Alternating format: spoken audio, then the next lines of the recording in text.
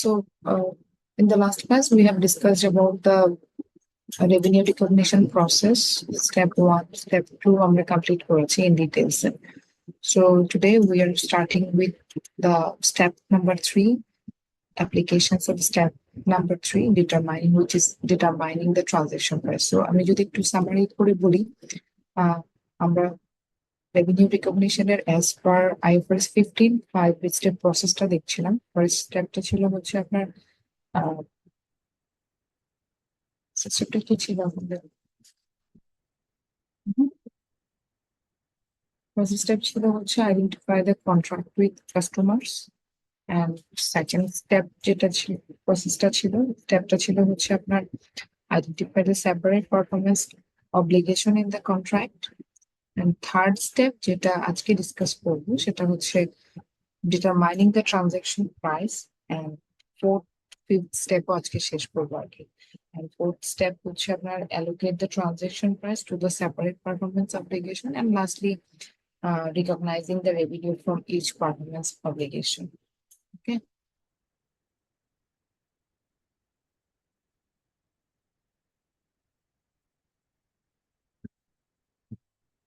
So যারা join করবেন তাদেরকে একটু জয়েন করতে বলেন, আমাদের অলমোস্ট 10 মিনিটস হয়ে যাচ্ছে। সো থার্ড স্টেপ যেটা সেটা হচ্ছে আমরা তো ফার্স্টে আমরা যখন revenue recognition প্রসেসটা স্টার্ট করি তখন আমরা revenue from contract with customers টাকে আইডেন্টিফাই করি। ওকে, দেন এই একটা কন্ট্রাক্টের মধ্যে কয়টা সেপারেট পারফরমেন্স অব্লিগেশন আছে সেটাকে আইডেন্টিফাই করছি।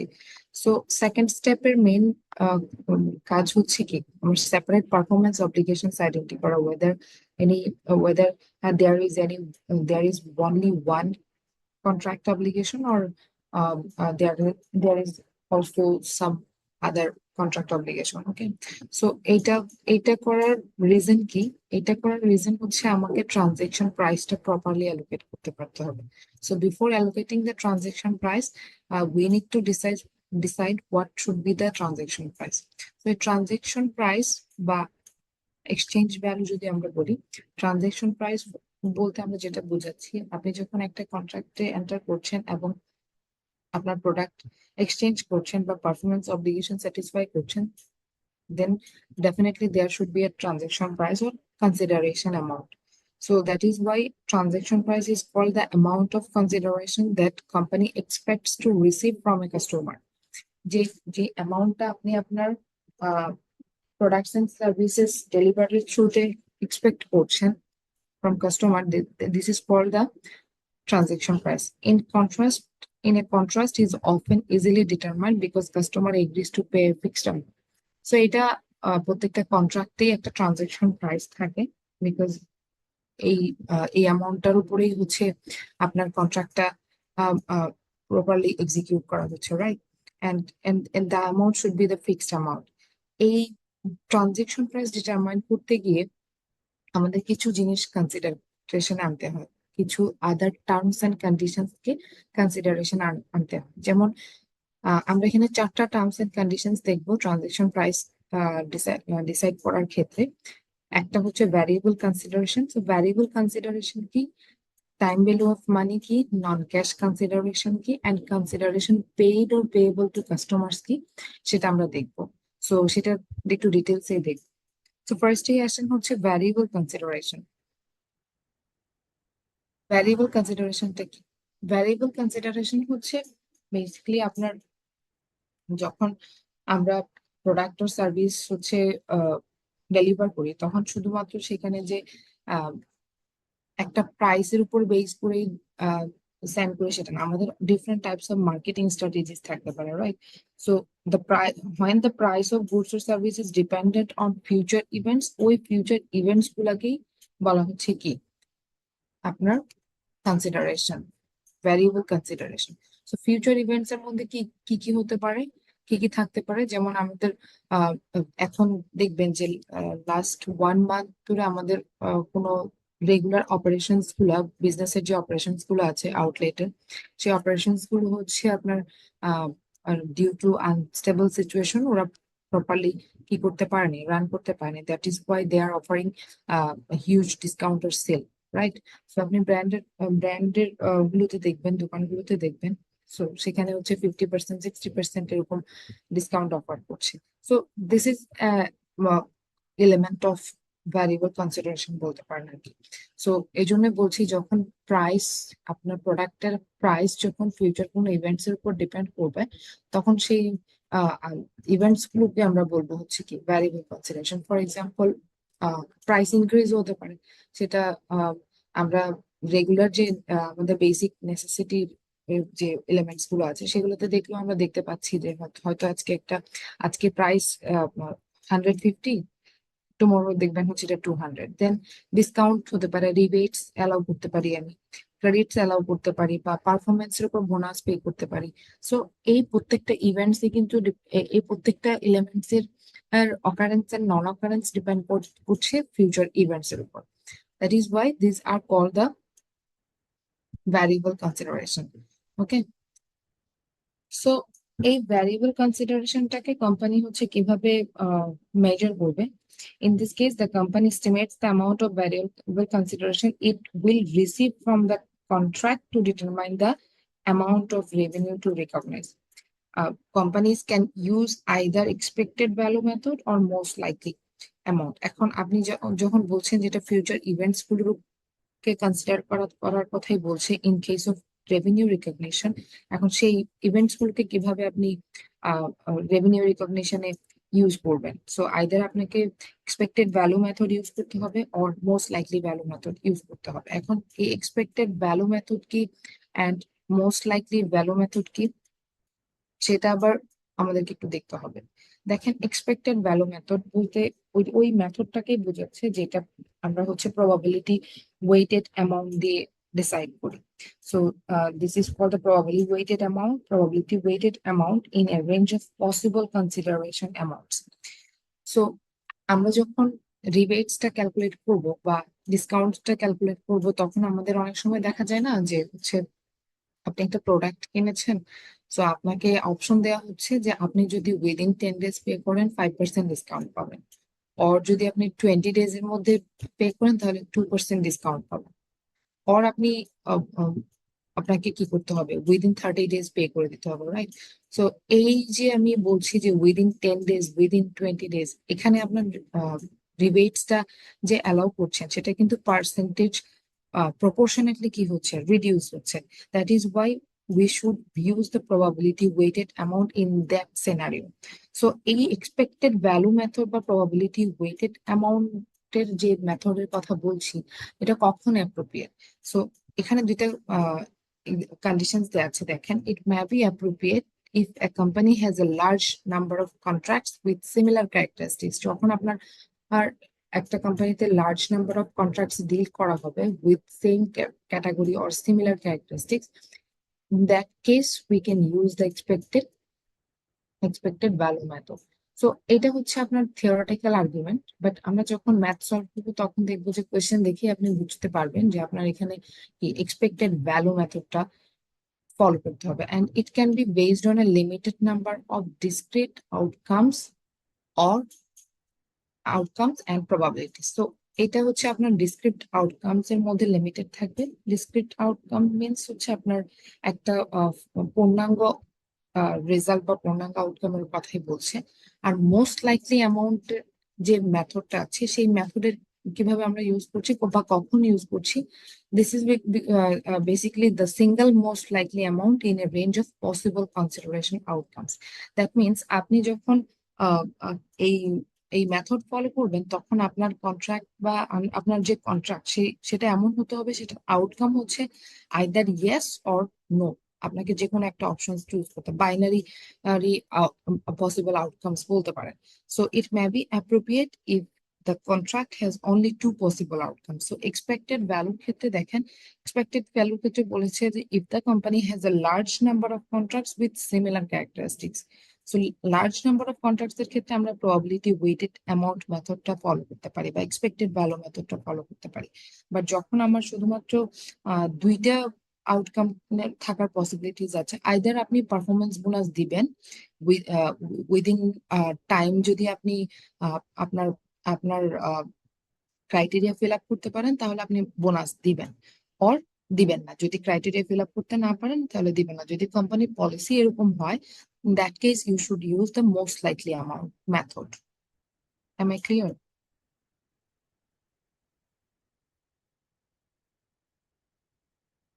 আছেন সবাই?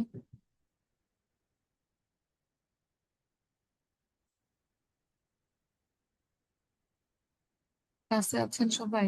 বুঝতে পারছেন? Yes ma'am. আচ্ছা, আপনারা কি 8:30টার ক্লাসে ঘুমান? কয়েকজন ছাড়া কেউ রেসপন্স করেন না যে? ম্যাম অ্যাকচুয়ালি কালকে ফ্লাড রিলিফের জন্য আর কি সবাই অনেক কাজ করেছে, তো মানে সন্ধ্যা পর্যন্ত, রাত পর্যন্ত সবাই হ্যাঁ, থাকতে হয়েছে। এই হ্যাঁ। জন্য আর কি আজকে অনেকে টায়ার্ড আচ্ছা, আচ্ছা, সকাল বুঝেছি। থেকে। তাহলে আপনারা আমাকে ইনফর্ম করতেন। কালকে অবশ্য আমার আমার ক্লাস ছিল, যাদের আমি তাদের ক্লাস ক্যান্সেল করেছি with the permission of chairman sir, because আপনারা অনেকেই ভলান্টারি অ্যাক্টিভিটিজ এর সাথে ইনভলভড। সো আপনারাও আমাকে বলতেন যে অবশ্য কতটুকু অ্যালাউ করতে হয় ট্রাই করতে পারতাম আর কি। ম্যাম আমরাও গতকালের ক্লাসটা রিস্কেডিউল করেছি আচ্ছা, আচ্ছা, কিন্তু আচ্ছা, আজ। আচ্ছা, বুঝতে পেরেছি। হ্যাঁ, অবশ্য সবগুলো ক্লাস রিস্কেডিউল করার মতো টাইমটাও ম্যানেজ করাটা ডিফিকাল্ট হয়ে যেত। সো একটু কষ্ট করে করে মানে আমার লেকচারটা শুনে নেন, রেস্ট নিয়ে দেন, তারপর আপনারা যখন পড়বেন আই হোপ আপনারা সবাই বুঝতে পারবেন। কারণ আদারওয়াইজ আমি তো আছি। So আপনাদের যখন যেটা বুঝবেন না বা যে কোনো ইস্যুস, তখন সেটা ডিসকাস করতেই পারেন, কোনো সমস্যা নেই। জাস্ট একটু শুনে রাখেন, একটু জাস্ট মাথায় রাখার ট্রাই করেন, বুঝে রাখেন। যদি প্রবলেম ফেস করেন যখন পড়বেন তখন এটা আবার রেজ করতে পারেন, কোনো সমস্যা নেই। ওকে। Okay thank. সো ওদের ফিজিক্যাল ক্লাস নিয়ে কোনো ইনস্ট্রাকশন পেয়েছেন so far? Ma'am most probably Sunday থেকে ক্লাস স্টার্ট হবে অফলাইন আর কি। হ্যাঁ, আমি ওইটাই এক্সপেক্ট করছি যে সানডে থেকে হয়তো বা অফলাইন হয়ে যাবে। অফলাইন হয়ে গেলেই বেটার আমাদের জন্য। ওকে। সো যেই দুটো মেথডের কথা আমি বলছিলাম সেটার উপর বেস করে আমরা একটা এক্সাম্পল দেখি। থিওরিটিক্যাল ডিসকাশন থেকে অনেক সময় দেখা যাচ্ছে বোঝা যাচ্ছে না, বাট যখন আমরা এক্সাম্পল প্র্যাকটিস করছি তখন আমরা এটা থেকে অনেকটুকু ক্লিয়ার হয়ে যায় আর কি। সো এই দুইটা মেথডের উপর বেস করে এখানে একটা ফ্যাক্ট দেওয়া আছে, দেখেন। একটা পিবডি নামে একটা construction company enters into a contract with a customer to build a warehouse for $1 lakh. হ্যাঁ, with a performance bonus of 50,000। বলেছে যে তারা একটা কন্ট্রাক্ট এন্টার করছে $1 লাখ, এবং সেটার এগেনস্টে একটা পারফরমেন্স বোনাস থাকবে $50,000, and that will be paid based on the timing of completion. এখন বোনাসটা পে করা হবে আবার হচ্ছে আপনি কতটুকু কাজ কমপ্লিট করছেন সেটার উপর। And the amount of performance bonus in decreases by 10% per week for every week beyond the agreed upon completion date. এই যে জিনিসটা দেখেন, 10% পার উইক করে রিডিউস হবে এই বোনাসের ইয়াটা, অ্যামাউন্টটা।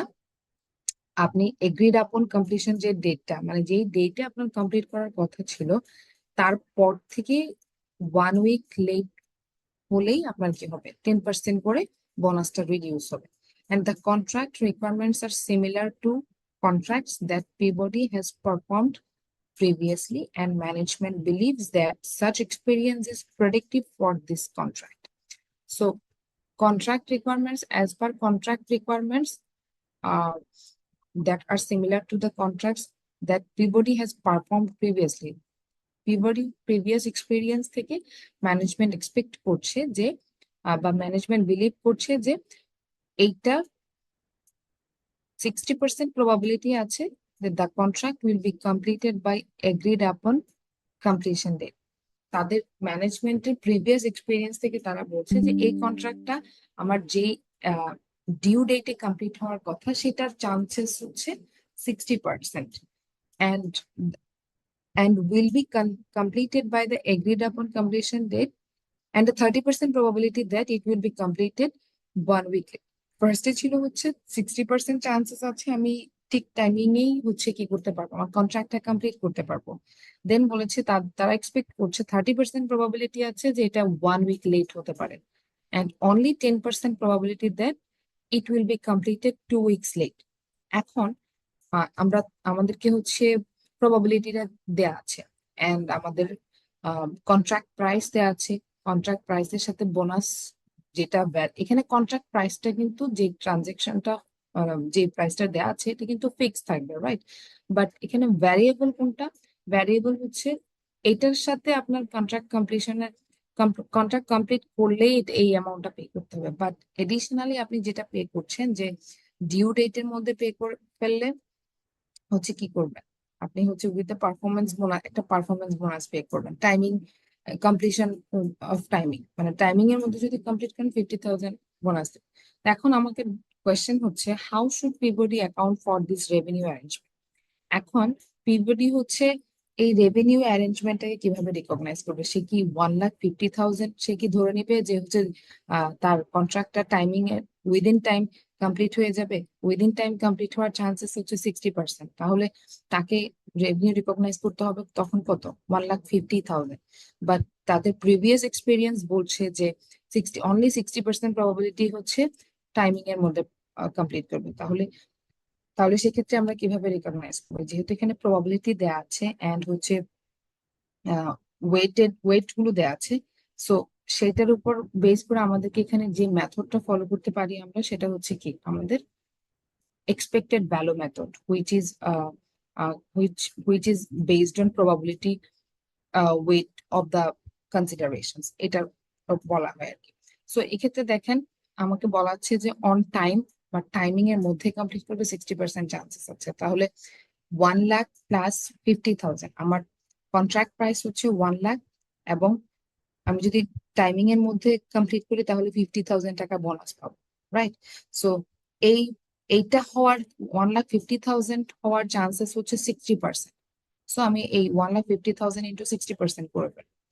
দেন আবার হচ্ছে দেখেন আবার যেটা বলা আছে সেটা হচ্ছে আপনার 1 week লেট হতে পারে, এইটার চান্সেস আছে হচ্ছে 30%। এখন 1 week যদি লেট হয় তাহলে আমার এটা তো চেঞ্জ হচ্ছে না, রাইট? এটা আমার কন্ট্রাক্ট প্রাইস, এটা আমাকে মাস্ট দিতেই হবে, রাইট? আমার ভ্যারিয়েবল হচ্ছে শুধুমাত্র এটা। তো 1 week লেট হলে আমার কোনটা চেঞ্জ হবে? 10% করে কিভাবে বলছে, পার উইক লেটে 10% করে এই পারফরমেন্স বোনাসটা রিডিউস হবে। সো এটার 10% যদি আমি কাউন্ট করি তাহলে আমার 5,000 আসে। 5,000 50,000 থেকে 5,000 মাইনাস করলে আমি পারফরমেন্স বোনাস পাবো 45,000। সো আমার টোটাল রেভিনিউ রিকগনাইজ করবো তখন আমি কত? 1,00,000 প্লাস 45,000। দেন 10% প্রবাবিলিটি হচ্ছে আছে যে 2 weeks লেটে কভার করবো। দ্যাট মিনস এটা এই 50,000 এর উপর আমি 10% করে কি করবো, পার উইকে 10% করে রিডিউস করবো, তাহলে কত আসে? তাহলে আমার পার উইকে যদি 5,000 আসে তাহলে 2 weeks আমার কি হয়, কত হয়? 10,000। তো 10,000 আমি কি করবো? 10,000 মাইনাস করবো 50,000 থেকে, অ্যান্ড 1,00,000 প্লাস করবো, অ্যান্ড এগুলাকে আবার আমি ওয়েট করে নিচ্ছি কত পার্সেন্ট? 10%। প্রথমটা ওয়েট করছি 60%, সেকেন্ড কন্ডিশনে আমার ওয়েট করতে হচ্ছে 30%, অ্যান্ড থার্ড কন্ডিশনে আমার ওয়েট করতে হচ্ছে কত? প্রবাবিলিটি মাল্টিপ্লাই করতে হচ্ছে কত? 10%, বিকজ এখানে আপনার এই এই সিচুয়েশনটা ইনকার্ড হওয়ার বা এই সিচুয়েশনটা অ্যারাইজ করার চান্সেসটা দেওয়া আছে। ওকে, সো এই টোটাল ওয়েটেড অ্যাভারেজটাকেই আমরা হচ্ছে ওয়েটেড অ্যাভারেজ থেকেই আমরা ডিসাইড করব যে কতটুকু রেভিনিউ ওই কোম্পানির রিকগনাইজ করা উচিত। সো আপনি যখন টোটালটা বের করবেন তখন দেখবেন হচ্ছে এটা 1,50,000 কে ক্রস করবে না, রাদার এটা 1,50,000 চেয়ে কম আসবে, বিকজ আপনার এখানে অনলি 60% চান্স হচ্ছে উইদিন টাইম কমপ্লিট করবেন। রেস্ট অফ দ্য 40% চান্সেস যেটা আছে, 40% কন্ট্রাক্টস এর কাজ যেটা, সেটা হচ্ছে আপনার চান্সেস আছে হচ্ছে 1 week লেট হবে 30%, and 2 weeks লেট হবে হচ্ছে 10%। সো আমার এই টোটাল কন্ট্রাক্ট প্রাইসটা উইদিন 1,50,000 থাকবে। রাদার এটা হচ্ছে আপনার কিছু লেস দেন 1,50,000 হবে আর কি, বিকজ এখানে আমার প্রবাবিলিটি দেওয়া আছে এবং আমার সেই সাথে আমার পার্সেন্টেজ কতটুকু ইউজ হবে সেটাও দেখাচ্ছে। তো এই পার্টটা বুঝতে পেরেছেন যে প্রবাবিলিটি ওয়েটেড মেথড বা expected value method. Yes ma'am. Okay, যদি most likely outcome method follow করতে বলে, এখন এখন যদি বলে যে if management believes they will meet the deadline and receive 50,000 bonus and the total transaction price would be, কত ট্রানজেকশন প্রাইস হবে? যদি আমরা যেহেতু বলেছি যে এক্সপেক্টেড ভ্যালু মেথডে হচ্ছে আমরা প্রবাবিলিটি ওয়েটেড অ্যামাউন্টটা ইউজ করি, ওকে। বাট মোস্ট লাইকলি অ্যামাউন্টের ক্ষেত্রে দেখা যায় যে আইদার কমপ্লিট হবে আপনার কাজটা উইদিন টাইম, অর কমপ্লিট হবে না, ইয়েস অর নো। সো এইটার উপর বেস করে যখন আপনাকে রেভিনিউ রিকগনাইজ করতে বলবে, তখন আপনাকে দেখতে হবে যে what managements are expecting from by using their আর প্রিভিয়াস এক্সপিরিয়েন্স। এখন ম্যানেজমেন্ট যদি মনে করে যে হচ্ছে, এক্ষেত্রে আপনাকে যেটা হতে হবে, ম্যানেজমেন্টকে স্ট্রিক্ট হতে হবে। ম্যানেজমেন্ট আইদার বিলিভ করবে যে আইদার বলবে যে হচ্ছে আমাদের প্রিভিয়াস এক্সপিরিয়েন্স ওয়াইজ আমাদের কাছে মনে হচ্ছে যে এটা উইদিন টাইম কমপ্লিট হবে। ইন দ্যাট কেস ম্যানেজমেন্টকে কি করতে হবে, আপনার এই 1,50,000 টাকাই হচ্ছে কি করবে, সে রেভিনিউ হিসেবে রিকগনাইজ করবে। অর যদি কোম্পানি মনে করে যে হচ্ছে আপনার চান্সেস নাই, তাহলে সেক্ষেত্রে আপনার পারফরমেন্স বোনাস তো দেওয়ার প্রয়োজন হচ্ছে না, তখন 1,00,000 টাকায় সে কি করবে, রেভিনিউ রিকগনাইজ করবে। ক্লিয়ার? এটুকু ক্লিয়ার সবার? Yes miss. Okay, Yes, ma'am. Okay. So এরপরে আসি আমরা হচ্ছে ভ্যারিয়েবল কনসিডারেশনে, যেহেতু আমরা একটা ফ্যাক্টস দেখেছি, অ্যান্ড ভ্যারিয়েবল কনসিডারেশনটা তাতে আরো কিছু ইনফরমেশন আছে, যেমন হচ্ছে এটাতে বলা হয় যে companies only allocate variable consideration if it is reasonably assured that it will be entitled to the amount. So আমরা ভ্যারিয়েবল কনসিডারেশন এক্সাম্পল হিসেবে আমরা বলেছি যে প্রাইস ইনক্রিজ হতে পারে, কাস্টমারকে ডিসকাউন্ট অফার করতে পারি, রিবেটস অফার করতে পারি, ক্রেডিটসে ট্রানজেকশন হতে পারে, বা পারফরমেন্স বোনাস আমি অ্যালাউ করতে পারি। সো এটা আমি তখনই অ্যালোকেট করতে পারবো, কোম্পানি তখনই ভ্যারিয়েবল কনসিডারেশনটাকে অ্যালোকেট করতে পারবে ইফ ইট ইজ রিজনেবলি অ্যাসিওরড। মানে যদি কোম্পানি তার প্রিভিয়াস এক্সপিরিয়েন্স থেকে বা পাস্ট ট্রানজেকশন থেকে যদি এটা রিজনেবলি অ্যাসিওরড হতে পারে যে এই ধরনের ফিউচার ইভেন্টস হওয়ার চান্সেস আছে, in that case they will consider the variable consideration events. So companies only recognize variable consideration if they have experience with similar contracts and are able to estimate the cumulative amount of revenue. শুধুমাত্র এক্সপিরিয়েন্সের বেসিসে করছেন সেটা না, but এখানে আরো একটা বিষয় আপনাকে দেখতে হবে, সেটা হচ্ছে কি আপনি আপনার এক্সপেক্টেড অ্যামাউন্টটা মেজার করতে পারছেন কিনা। Based on experience, they do not expect a significant reversal of revenue previously recognized if these criteria are not met and revenue recognition is constrained. So যদি আপনি দেখেন যে ভ্যালু ডিসাইড করতে পারছেন না ফিউচার ইভেন্টস এর, এন্ড হচ্ছে আহ, আহ, শুধুমাত্র আপনার এক্সপিরিয়েন্স থেকেই বলছেন, বা রিজনেবলি শিওর হতে পারছেন না, বা রিজনেবলি এস্টিমেট করতে পারছেন না, তখন আপনি ভ্যারিয়েবল কনসিডারেশনটাকে রিকগনাইজ করতে পারবেন না in case of revenue recognition. Okay, so this is all about the revenue recognition, variable consideration in case of determining transaction price. So second যে কনসিডারেশনটা আছে সেটা হচ্ছে আমার টাইম ভ্যালু অফ মানি। আমি যখন ট্রানজেকশন প্রাইস ডিসাইড করছি, তখন আমাকে টাইম ভ্যালু অফ মানিটা ডিসাইড করাটা অনেক ইম্পর্টেন্ট, বিকজ আমি ফিউচার কোনো ইভেন্ট বা ফিউচার কোনো অ্যামাউন্টের জন্য কারেন্টলি আমি যে ট্রানজেকশনটা যে জার্নালটা দিচ্ছি বা যে রেকর্ডিংটা করছি, সেটা আমি ফিউচার অ্যামাউন্ট দিয়ে করতে পারবো না। আমাকে রাদার যেটা করতে হবে, time value of money consider করতে হবে, ফিউচার ভ্যালুটাকে প্রেজেন্ট ভ্যালুতে কনভার্ট করে ওইটাই আমাকে রেকর্ড করতে হবে। So time value of money কনসিডারেশনের ক্ষেত্রে কি করতে হবে একটু দেখেন। যখন আমি ট্রানজেকশন প্রাইসটা ডিসাইড করব, তখন হচ্ছে আমাকে এই টাইম অফ মানিটা কনসিডার করতে হবে। বিকজ দেখেন, আপনি কোম্পানি হয়তো গুডস এন্ড সার্ভিসের জন্য একটা কন্ট্রাক্ট করছে, এন্ড গুডস এন্ড সার্ভিস গুলোকে কি করছে, ট্রান্সফার করে দিচ্ছে। বাট এমন না যে কোম্পানি ইনস্ট্যান্টই হচ্ছে সেটার জন্য আপনার ট্রানজেকশন প্রাইস রিসিভ করছে। এটা এমন হতে পারে যে ইন ফিউচারে রিসিভ করছে। সো যখন কোম্পানি গুলো এই ক্ষেত্রে অন ক্রেডিট ট্রানজেকশন বা হচ্ছে আপনার অন অ্যাকাউন্ট ট্রানজেকশন করে, তখনই আমার টাইম ভ্যালু অফ মানি কনসিডারেশনটা চলে আসে। So when contract involves a significant financing component, যেমন আপনি এখনই গুডস ট্রান্সফার করছেন, বাট আপনি এটার এগেনস্টে অ্যামাউন্টটা রিসিভ করবেন হচ্ছে আরো পরে। সো আপনি যখন রিসিভ করবেন, সো আপনি তাদেরকে নিশ্চয়ই একটা টাইম অ্যালাউ করছেন। টাইম অ্যালাউ করার কারণে তারা একটা বেনিফিটস পাচ্ছে। মানে আপনাকে পে না করে হয়তো তারা অন্য কোথাও ইনভেস্ট করতে পারছে, হয়তো আপনার আপনার ডিউ টাইমে আপনাকে পে করবে। এখন আপনি আপনি আপনি সেই ক্ষেত্রে আপনি কিছু কন্ডিশন দিয়ে দিবেন, রাইট? আপনি তো এক্স্যাক্টলি ওই অ্যামাউন্টটাই রিসিভ করতে চাইবেন না। দ্যাট ইজ ওয়াই বলেছে যে ফাইন্যান্সিং কম্পোনেন্ট এটার সাথে ইনভলভ থাকে, যেমন interest accrued on consideration to be paid over time. যেমন আপনি একটা নোটস রিসিভ করেছেন, তাহলে সেটার এগেনস্টে আপনি কি করবেন, ইন্টারেস্ট চার্জ করবেন তার কাছ থেকে, যেটা আপনার কাছে ইন্টারেস্ট রেভিনিউ হিসেবে আসবে।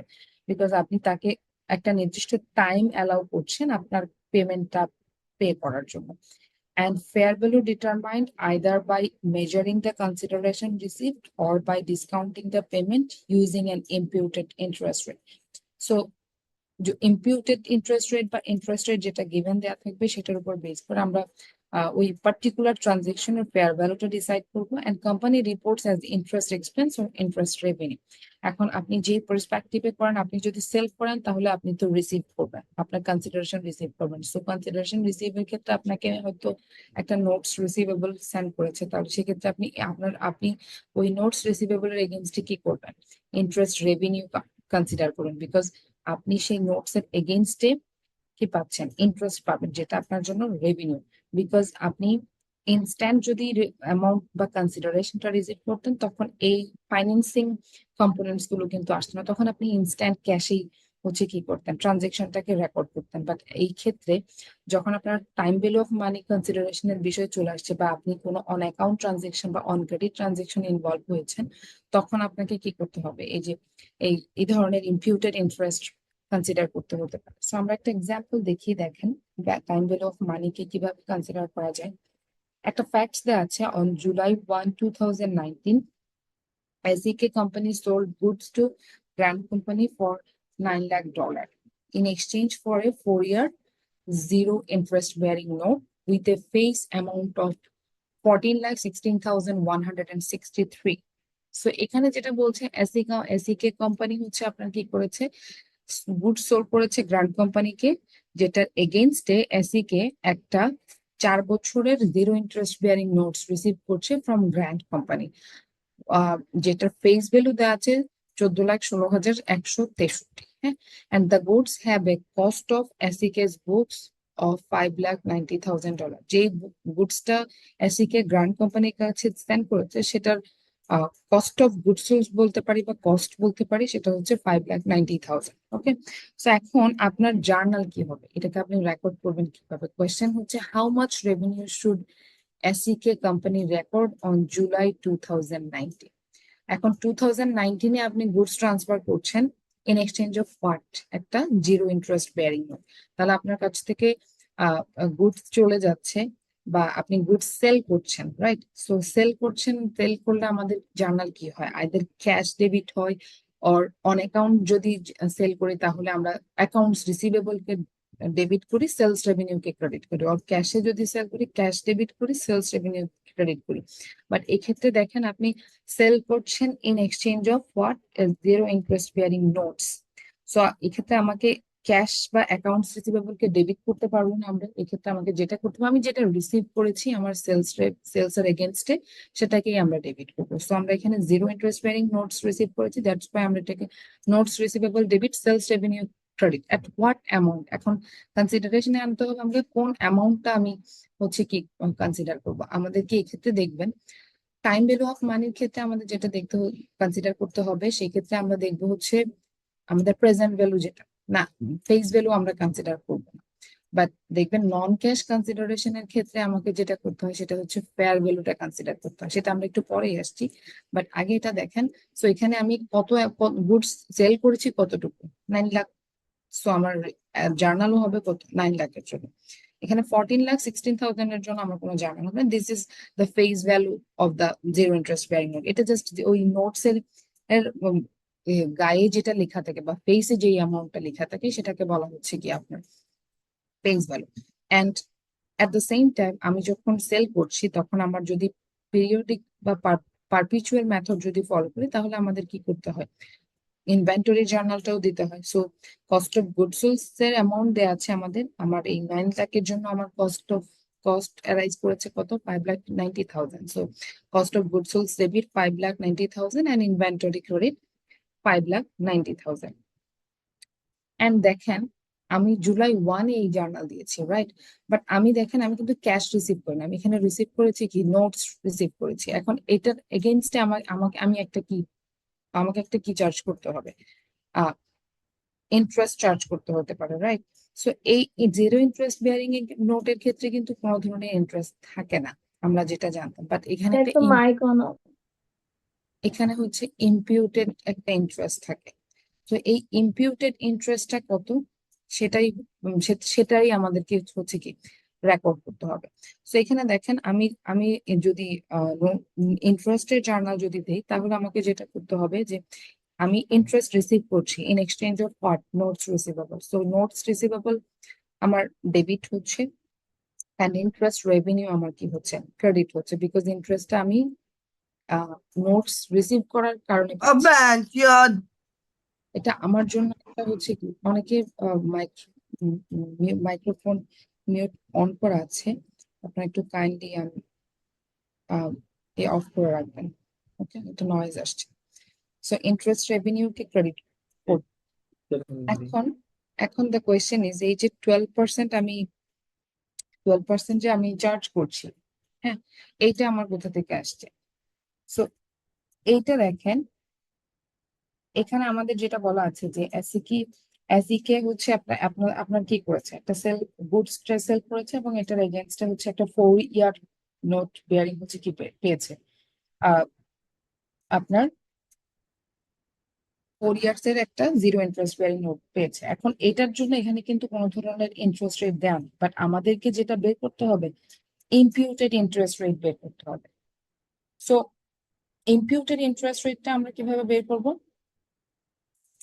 ইমপিউটেড ইন্টারেস্ট রেট আইদার আপনাকে কোয়েশ্চেনে দেয়া থাকতে পারে, অর হচ্ছে আপনি কি করবেন, আপনি আপনি এটা মোস্টলি কোয়েশ্চেনে দেয়া থাকবে, এটা অর হচ্ছে আপনাকে যেটা করতে হবে যে এখানে এডিশনাল কিছু ইনফরমেশন দিতে হবে, যেটার থ্রুতে আপনি কি করবেন, এই যে 12% ইন্টারেস্ট রেটটা বের করতে পারবেন। ওকে, এখানে যেহেতু ফেস ভ্যালুর অ্যামাউন্টটা দেওয়া আছে, সো আমাদের জন্য এটা বের করা পসিবল, ইম্পসিবল কিছু না, বাট এডিশনাল কিছু ইনফরমেশন লাগবে। সো ইন দ্যাট, এই ক্ষেত্রে আপনারা যেটা করবেন, যেহেতু আমাদের এখানে এক্সপ্লিসিটলি আদার্স কোনো ইনফরমেশন নেই, এখানে কোয়েশ্চেনে দেখবেন হচ্ছে আপনারা সেই ইন্টারেস্ট রেটটাই গিভেন থাকবে। সো যখন গিভেন থাকবে বা এই কোয়েশ্চেনেই দেখেন এজিউম করেছে যে 12% ইন্টারেস্ট রেট, ইমপিউটেড ইন্টারেস্ট রেট থাকবে। সো এই 12%টা আমরা কি করবো, আমাদের যে ভ্যালু আমরা রিকগনাইজ করছি, প্রেজেন্ট ভ্যালু, সেটার উপর আমরা কি অ্যাপ্লাই করব। এখন আমার আমার আমি ইস্যু করেছি কোন ডেটে, অন July 2019। কত মান্থস হচ্ছে তাহলে, July 2019 থেকে 31st December 2019, এটা আমার 6 মান্থস হচ্ছে বা হাফ ইয়ার হচ্ছে। সো 12%টা কিন্তু আমার অ্যানুয়াল রেট, রাইট? সো এটাকে আমার হচ্ছে প্রপোর্শনেট করে হাফ মান্থ, হাফ ইয়ারলি করে নিতে হবে। অ্যান্ড এটার উপর বেস করে আমি যখন 9 লাখের উপর অ্যাপ্লাই করবো প্রপোর্শনেট রেটটা, তখন আমার আর ইন্টারেস্ট রেভিনিউ দাঁড়াচ্ছে হচ্ছে 54,000। ওকে, সো এই ট্রানজেকশনের রিকগনিশন বা রেকর্ডিংস গুলো আমরা যখন নোটস রিসিভেবল বা নোটস পেয়েবলটা পড়েছিলাম, নোটস পেয়েবল এর সাথেও কিন্তু কি সিমিলার। সো জাস্ট ডিফারেন্স হচ্ছে আপনার কি zero interest bearing notes payable পড়েছিলাম। সো ডিফারেন্স হচ্ছে ওইটা পেয়েবল ছিল, এটা রিসিভেবল। পেয়েবল ছিল যেহেতু, দ্যাটস ওয়াই এটা ক্রেডিট ছিল, বাট রিসিভেবল যেহেতু, এটা আমার হচ্ছে কি ডেবিট হচ্ছে। করতে পারছি।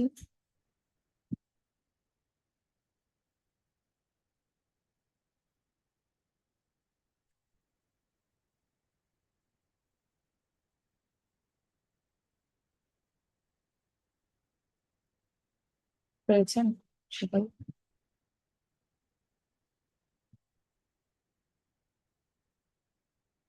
ক্লাসে আছেন? Yes, ma'am. আচ্ছা, আপনারা কি আসলে পড়াশোনা করছেন, বা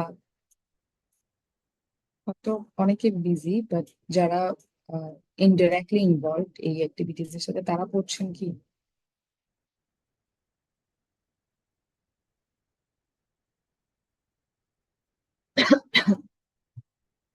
যারা রিলিফ ফান্ডের সাথে ডিরেক্টলি ইনভলভ না, বাট হয়তো ইনডিরেক্টলি ইনভলভ, তারা কি পড়াশোনা করছেন?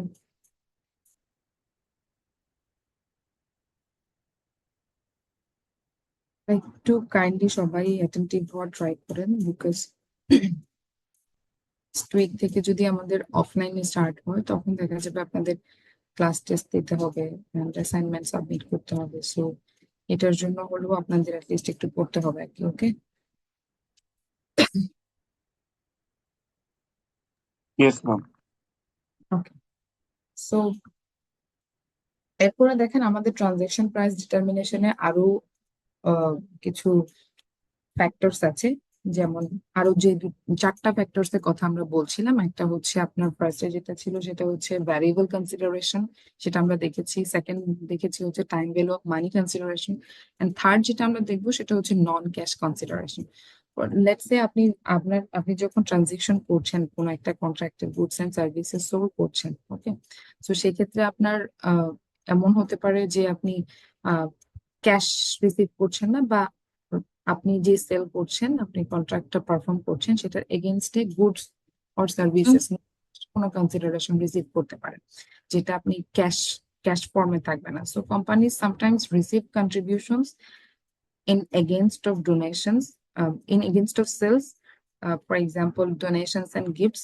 Customers sometimes contribute goods or services such as equipment or labor as a consideration for goods provided or service performed. এখন আপনি আপনি যে গুডস বা সার্ভিস প্রোভাইড করেছেন, সেটার এগেনস্টে আপনি আবার কি করছেন? ক্যাশ রিসিভ না করে নন ক্যাশ যে কোনো কনসিডারেশন রিসিভ করছেন।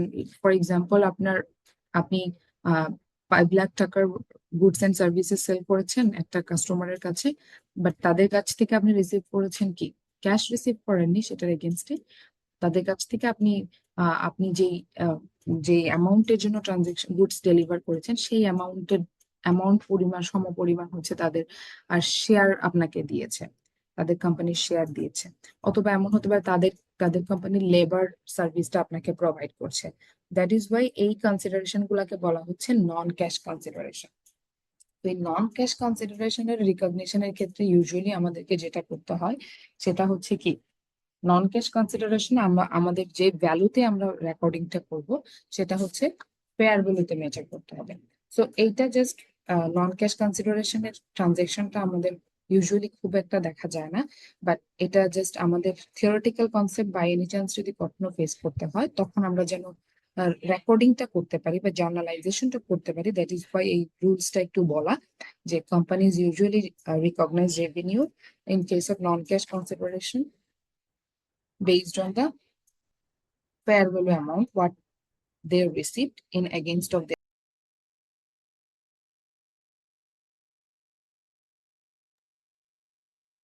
ওকে, সো লাস্টলি আপনার আরেকটা কনসিডারেশন আছে, যেটা আমার ট্রানজেকশন প্রাইস ডিটারমিনেশনের ক্ষেত্রে কনসিডার করতে হবে, that is consideration paid or payable two customers.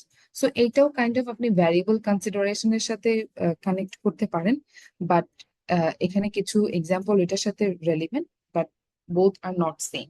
Because they can consideration companies often make payments to their customer as a part of their revenue arrangement, and consideration paid or payable may include discount, volume rebates, coupons, free product or services. In general, these elements reduce the consideration received and the revenue to be recognized. So এই আপনি যখন transaction প্রাইসটা determine করছেন তখন আপনার দেখা যাচ্ছে যে আপনি যে রেভিনিউটা রিকগনাইজ করবেন, আপনি যদি ডিসকাউন্ট অ্যালাউ করেন বা রিবেটস অ্যালাউ করেন, তাহলে সেক্ষেত্রে আপনার কি করছে, আপনার রেভিনিউটাকে রিডিউস করছে। আবার এটার সাথে আমার ভ্যারিয়েবল কনসিডারেশনের ডিফারেন্সটা যদি আমরা দেখি, যদিও সিমিলারিটিজ অনেক আছে, বাট ডিফারেন্সটা যদি দেখি তাহলে আমরা একটা ফ্যাক্টস দেখতে হবে আগে। তো এই ইলাস্ট্রেশনটা আমরা একটু দেখি এখানে কি বলা আছে যে কিভাবে কনসিডার করছে ডিসকাউন্টটা, কনসিডারেশন পেইড আর পেয়েবলেরই। দেখেন, Samsung company offers its customers a 3% volume discount if they purchase at least 2 million of its product during the calendar year. আমরা অনেক সময় দেখি না কম্বো অফার দেয় কোম্পানিজ গুলো, বা বিভিন্ন সুপার শপ গুলো কম্বো অফার দেয়। আপনি যদি একসাথে এই প্রোডাক্ট গুলো, যদি এই সাইজের প্রোডাক্ট বা একসাথে এই কম্বিনেশনের প্রোডাক্ট গুলো পারচেজ করেন তাহলে আপনাকে একটা ডিসকাউন্ট দেওয়া হবে। ওকে, সো সেম জিনিস কিন্তু কনসিডারেশন পেইড আর পেয়েবল কথাই বলছি, সেম জিনিসটাই কিন্তু কনসিডারেশন পেইড এন্ড পেয়েবল এর ক্ষেত্রে ডিসকাস করা হয়েছে। দেখেন, এখানে কোয়েশ্চেনে বলা আছে on March 31st 2019 Samsung has made sales of 7 lakh to Arctic company. In the previous 2 years, Samsung sold over 30 lakh to Arctic in the period of April 1 to December 31st. এখন question করেছে how much revenue should Samsung recognise for the first 3 months of 2019। এখন যেটা বলছে যে first Samsung company যে অফারটা দিচ্ছে সেটা হচ্ছে কি 3% করে ডিসকাউন্ট অ্যালাউ করবে যদি পারচেজ অ্যাটলিস্ট আপনার কি হয়, পারচেজ আপনার কি হয় at least 2 million or it's product during the calendar. একটা পুরা বছরের মধ্যে যদি তাদেরকে 2 million পারচেজ হয় মিনিমাম, তাহলে তারা কি করবে 3% করে ডিসকাউন্ট অ্যালাউ করবে। এখন ওই ইয়ারের মার্চ 31st 2019 পর্যন্ত তাদের সেল হয়েছে 7 লাখ। এখন প্রিভিয়াস এক্সপেরিয়েন্স থেকে দেখা যাচ্ছে যে তারা প্রিভিয়াস ইয়ারে এপ্রিল থেকে ডিসেম্বরের মধ্যে 3 মিলিয়ন বা 30 লাখ তারা কি করেছে, সেল করেছে। তাহলে আমরা প্রিভিয়াস এক্সপেরিয়েন্সের উপর বেস করে এটা বলতে পারি না যে এই ইয়ারেও সেল হওয়ার চান্সেস আছে, বিকজ আমার ক্রাইটেরিয়া হচ্ছে কি 3% ডিসকাউন্ট পাওয়ার ক্রাইটেরিয়া হচ্ছে আমার 2 মিলিয়ন মতো সেল হতে হবে অ্যাটলিস্ট একটা ক্যালেন্ডার ইয়ারে, বা একটা 12 মান্থস এর মধ্যে 2019 এর মধ্যে হচ্ছে আমার সেল হতে হবে কত, 2 মিলিয়ন মতো। তখনই আমি কি করব, 3% ডিসকাউন্ট অ্যালাউ করবো ইয়ার উপর, পারচেজ বা ট্রানজেকশনের উপর। সো প্রিভিয়াস এক্সপিরিয়েন্স থেকে আমি দেখছি যে এপ্রিল বা থেকে ডিসেম্বর এই টাইমিংটার মধ্যেই আমার কি ক্রাইটেরিয়াটা ফিল আপ হয়ে যাচ্ছে, 3 মিলিয়ন আমি অলমোস্ট সেল করে ফেলছি। তাহলে আমার আমার এই 2 মিলিয়নের ক্রাইটেরিয়া তো ফিল আপ হচ্ছে না। এই ক্ষেত্রে আমাকে ডিসকাউন্ট মানে রেভিনিউ যদি রিকগনাইজ করতে হয় তাহলে আমাকে ডিসকাউন্টটা কনসিডার করে রিকগনাইজ করতে হবে না, যেহেতু আমার প্রিভিয়াস এক্সপিরিয়েন্স বলছে যে আমি 3 মিলিয়ন পর্যন্ত সেল করেছি। সো এই ইয়ারে আমি ডিসকাউন্ট অফার করব তখনই যখন আমি দেখবো যে অ্যাটলিস্ট এই পুরা ইয়ার মিলেই আমার 2 মিলিয়ন সেল হচ্ছে। ওকে, যদি এই একটা পুরো ইয়ার মিলে 2 মিলিয়ন সেল হয় তাহলে আমি 3% ডিসকাউন্ট অ্যালাউ করবো। সো এখন প্রিভিয়াস এক্সপিরিয়েন্সের উপর বেস করে আমরা দেখছি যে প্রিভিয়াসলি আপনার এপ্রিল থেকে ডিসেম্বরের মধ্যেই হচ্ছে 3 মিলিয়ন সেল করে ফেলে তারা। তাহলে আমি সেক্ষেত্রে বলতে পারি না যে হচ্ছে আমার ট্রানজেকশনটার এগেনস্টে আমার ডিসকাউন্টটা চার্জ করে দেন আমি রেভিনিউটা রিকগনাইজ করবো, বিকজ আমার প্রিভিয়াস এক্সপিরিয়েন্স বলছে যে আমাকে ডিসকাউন্ট অফার করতে হতে পারে। ঠিক আছে, কোয়েশ্চেনটা বুঝতে পেরেছেন? একটু বলেন, কোয়েশ্চেনটা বুঝতে পেরেছেন?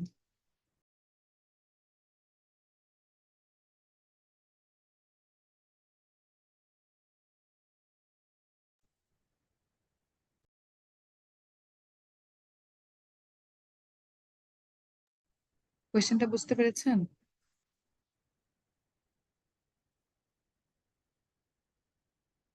হুম। Yes ma'am. সো দেখেন, এখানে যেহেতু বলছে যে প্রিভিয়াস এক্সপিরিয়েন্সের উপর বেস করে দেখা যাচ্ছে 3 মিলিয়ন সেল হচ্ছে। ইন দ্যাট কেস আমাকে যেটা করতে হবে, আমি যখন রেভিনিউটা রিকগনাইজ করব তখন আমাকে অবশ্যই কি করতে হবে, ডিসকাউন্টটাকে কনসিডার করে আমি জার্নালটা দিচ্ছি, রাইট? এখন ফিউচারে কি হবে সেটা ডিপেন্ড করছে ফিউচারের উপরে, বাট আমার এক্সপিরিয়েন্স যেটা বলছে সেটার উপরেই আমি কি রেভিনিউটাকে রিকগনাইজ করছি। যদি ফিউচারে দেখা যাচ্ছে যে ধরেন এমন না যে প্রিভিয়াস এক্সপিরিয়েন্সে বলছে যে 3 মিলিয়ন সেল করছি, নট নেসেসারি যে এই ইয়ারও আমার 3 মিলিয়ন সেল হবে, এটা হচ্ছে কম হতে পারে। সো কম হলে তখন আমরা কি করবো সেটাও আমরা দেখছি। সো ফার্স্টে আমি যেটা দেখবো যে আমি এক্সপিরিয়েন্সের বেসিসে দেখছি যে আমার 3 মিলিয়ন বা অলমোস্ট 2 মিলিয়ন ক্রস করে ফেলছে সেলসটা। সো আমি রেকর্ডিংটা ওইভাবে করবো। আমি আপ টু 3 মান্থস, মার্চ পর্যন্ত আমি যেটুকু সেল করেছি সেটার জন্য আমি কি করব, ডিসকাউন্টটা অ্যালাউ করবো। তাহলে আমার জার্নাল এন্ট্রি হবে হচ্ছে, আমি যেহেতু ক্যাশে সেল করি না, এটা on account transaction, that's why আমার জার্নাল দিতে হবে accounts receivable debit and sales revenue করে। এখানে অ্যামাউন্টটা ইম্পর্টেন্ট। জার্নাল তো আমরা সবাই জানি যে সেলস এর ক্ষেত্রে যখন অন অ্যাকাউন্ট সেলস হয় বা অন ক্রেডিট সেলস হয় তখন জার্নাল কিভাবে দিতে হয় সেটা আমরা মোরলেস সবাই জানি। Accounts receivable debit sales revenue করে। এখন এটা এই 7 লাখ কতটুকু সেল করেছি আমি 3 মান্থস পর্যন্ত, জানুয়ারি ফেব্রুয়ারি মার্চ 31st পর্যন্ত আমি আমি সেলস করেছি হচ্ছে 7 লাখ পর্যন্ত। সো 7 লাখের উপর আমার 3% ডিসকাউন্ট অ্যালাউ করলে 21,000 আসে, and after deducting discount from sales transaction sales amount আমরা হচ্ছে 6,79,000 টাকাকে সেলস রেভিনিউ হিসেবে রিকগনাইজ করছি। এখন আসেন এরপরে আমরা যেটা দেখবো সেটা হচ্ছে assuming Samsung consumer meets the discount threshold and Samsung makes the following entry. তো এখন 2019-এ এরপরে একটা অ্যাজাম্পশন দিয়েছে আপনাকে যে স্যামসাং কি করেছে, Samsung customer meets the discount threshold. That means আপনি হচ্ছে যে ট্রানজেকশনটা করেছেন সেটা আপনি ক্যাশে রিসিভ করে ফেলবেন এখন, এবং আপনার ডিসকাউন্ট থ্রেশহোল্ডটাও মিট আপ করেছে, ক্রাইটেরিয়া মিট আপ করেছে। তাহলে আমার জার্নাল কি হবে, অ্যাজ ইউজুয়াল আমি আমার অ্যাকাউন্টস রিসিভেবল যে পরিমাণ অ্যামাউন্টের জন্য জেনারেট করেছি সেই অ্যামাউন্টের জন্য আমি কি ক্যাশ রিসিভ করে ফেলবো, যেহেতু আমার ডিসকাউন্ট থ্রেশহোল্ডটা মিট আপ করেছে অ্যান্ড হচ্ছে আমার ক্যাশ পে করে দিচ্ছে আমার কাস্টমার, তাহলে আমি ক্যাশ রিসিভ করব, cash debit, account receivable credit. এখন আরেকটা এজাম্পশন দেওয়া আছে যে ইফ, এখানে হচ্ছে সিনারিও বেসড করে আপনাকে এক্সাম্পল গুলো দেওয়া। ফার্স্টে যেটা ছিল সেটা হচ্ছে আপনার কি ডিসকাউন্ট কি আপনি অ্যালাউ করবেন নাকি করবেন না সেই সিনারিওটা। দেন আপনাকে সিনারিও দেওয়া হয়েছে যে আপনার থ্রেশহোল্ডটা মিট আপ করেছে, তাহলে তখন কিভাবে আপনি রেকর্ড করছেন। যেহেতু থ্রেশহোল্ড মিট আপ করেছে এবং আমি এটার এগেনস্টে এটাকে রেকর্ড করেছিলাম as a accounts receivable, but এখন যেহেতু মিট আপ করে ফেলছে তাহলে এটাকে আমি ক্যাশে কনভার্ট করে ফেলতে পারি, আমি তো আলটিমেটলি এটাকে ক্যাশে রিসিভ করবো, রাইট? এখন থার্ড সিনারিও হচ্ছে if Samsung customer fails to meet the discount threshold, Samsung makes the following entry upon payment. এখন যদি ডিসকাউন্ট থ্রেশহোল্ডটা মিট আপ করতে না পারে তখন কি করবে? ডিসকাউন্ট থ্রেশহোল্ড মিট আপ করতে পারে না, দ্যাট মিনস আমি 3% ডিসকাউন্ট অ্যালাউ করবো না। আমাকে ক্যাশ দিতে হবে কত, কাস্টমারকে আমি বলবো যে আমাকে ক্যাশ দিতে হবে 7 lakh, because threshold meet up করে না, তাহলে আমি ক্যাশ ডেবিট করছি 7 লাখ। এখন আমি ক্রেডিট করব কি, আমি অ্যাকাউন্টস রিসিভেবল কে ডেবিট করেছিলাম এই ট্রানজাকশনটার জন্য, আমি অ্যাকাউন্টস রিসিভেবল কে এখানে ডেবিট করেছিলাম না। যখন আমি 31 মার্চ রেকর্ড করছি তখন কিন্তু আমি শিওর ছিলাম না যে আমার থ্রেশহোল্ড মিট আপ করবে কি করবে না, বাট আমি অ্যাকাউন্ট আমি আমি তখন প্রিভিয়াস এক্সপিরিয়েন্সের উপর বেস করে রেকর্ড করেছি কত ডিসকাউন্টিং এর পরের যে অ্যামাউন্ট সেটাকে আমি অ্যাকাউন্টস রিসিভেবল হিসেবে ক্রেডিট করেছি, ডেবিট করেছিলাম। সো এখন আমি ক্যাশ রিসিভ করছি এবং ডিসকাউন্টিং থ্রেশহোল্ডও মিট আপ করে নাই, তাহলে আমি ক্যাশ তো আলটিমেটলি টোটাল অ্যামাউন্টটাই রিসিভ করবো, এন্ড অ্যাকাউন্টস রিসিভেবল আমি রেকর্ড করেছিলাম যত, ঠিক তত অ্যামাউন্টের জন্য আমি ক্রেডিট করবো, বিকজ আমার শুধুমাত্র ওই অ্যামাউন্টটাই কমছে।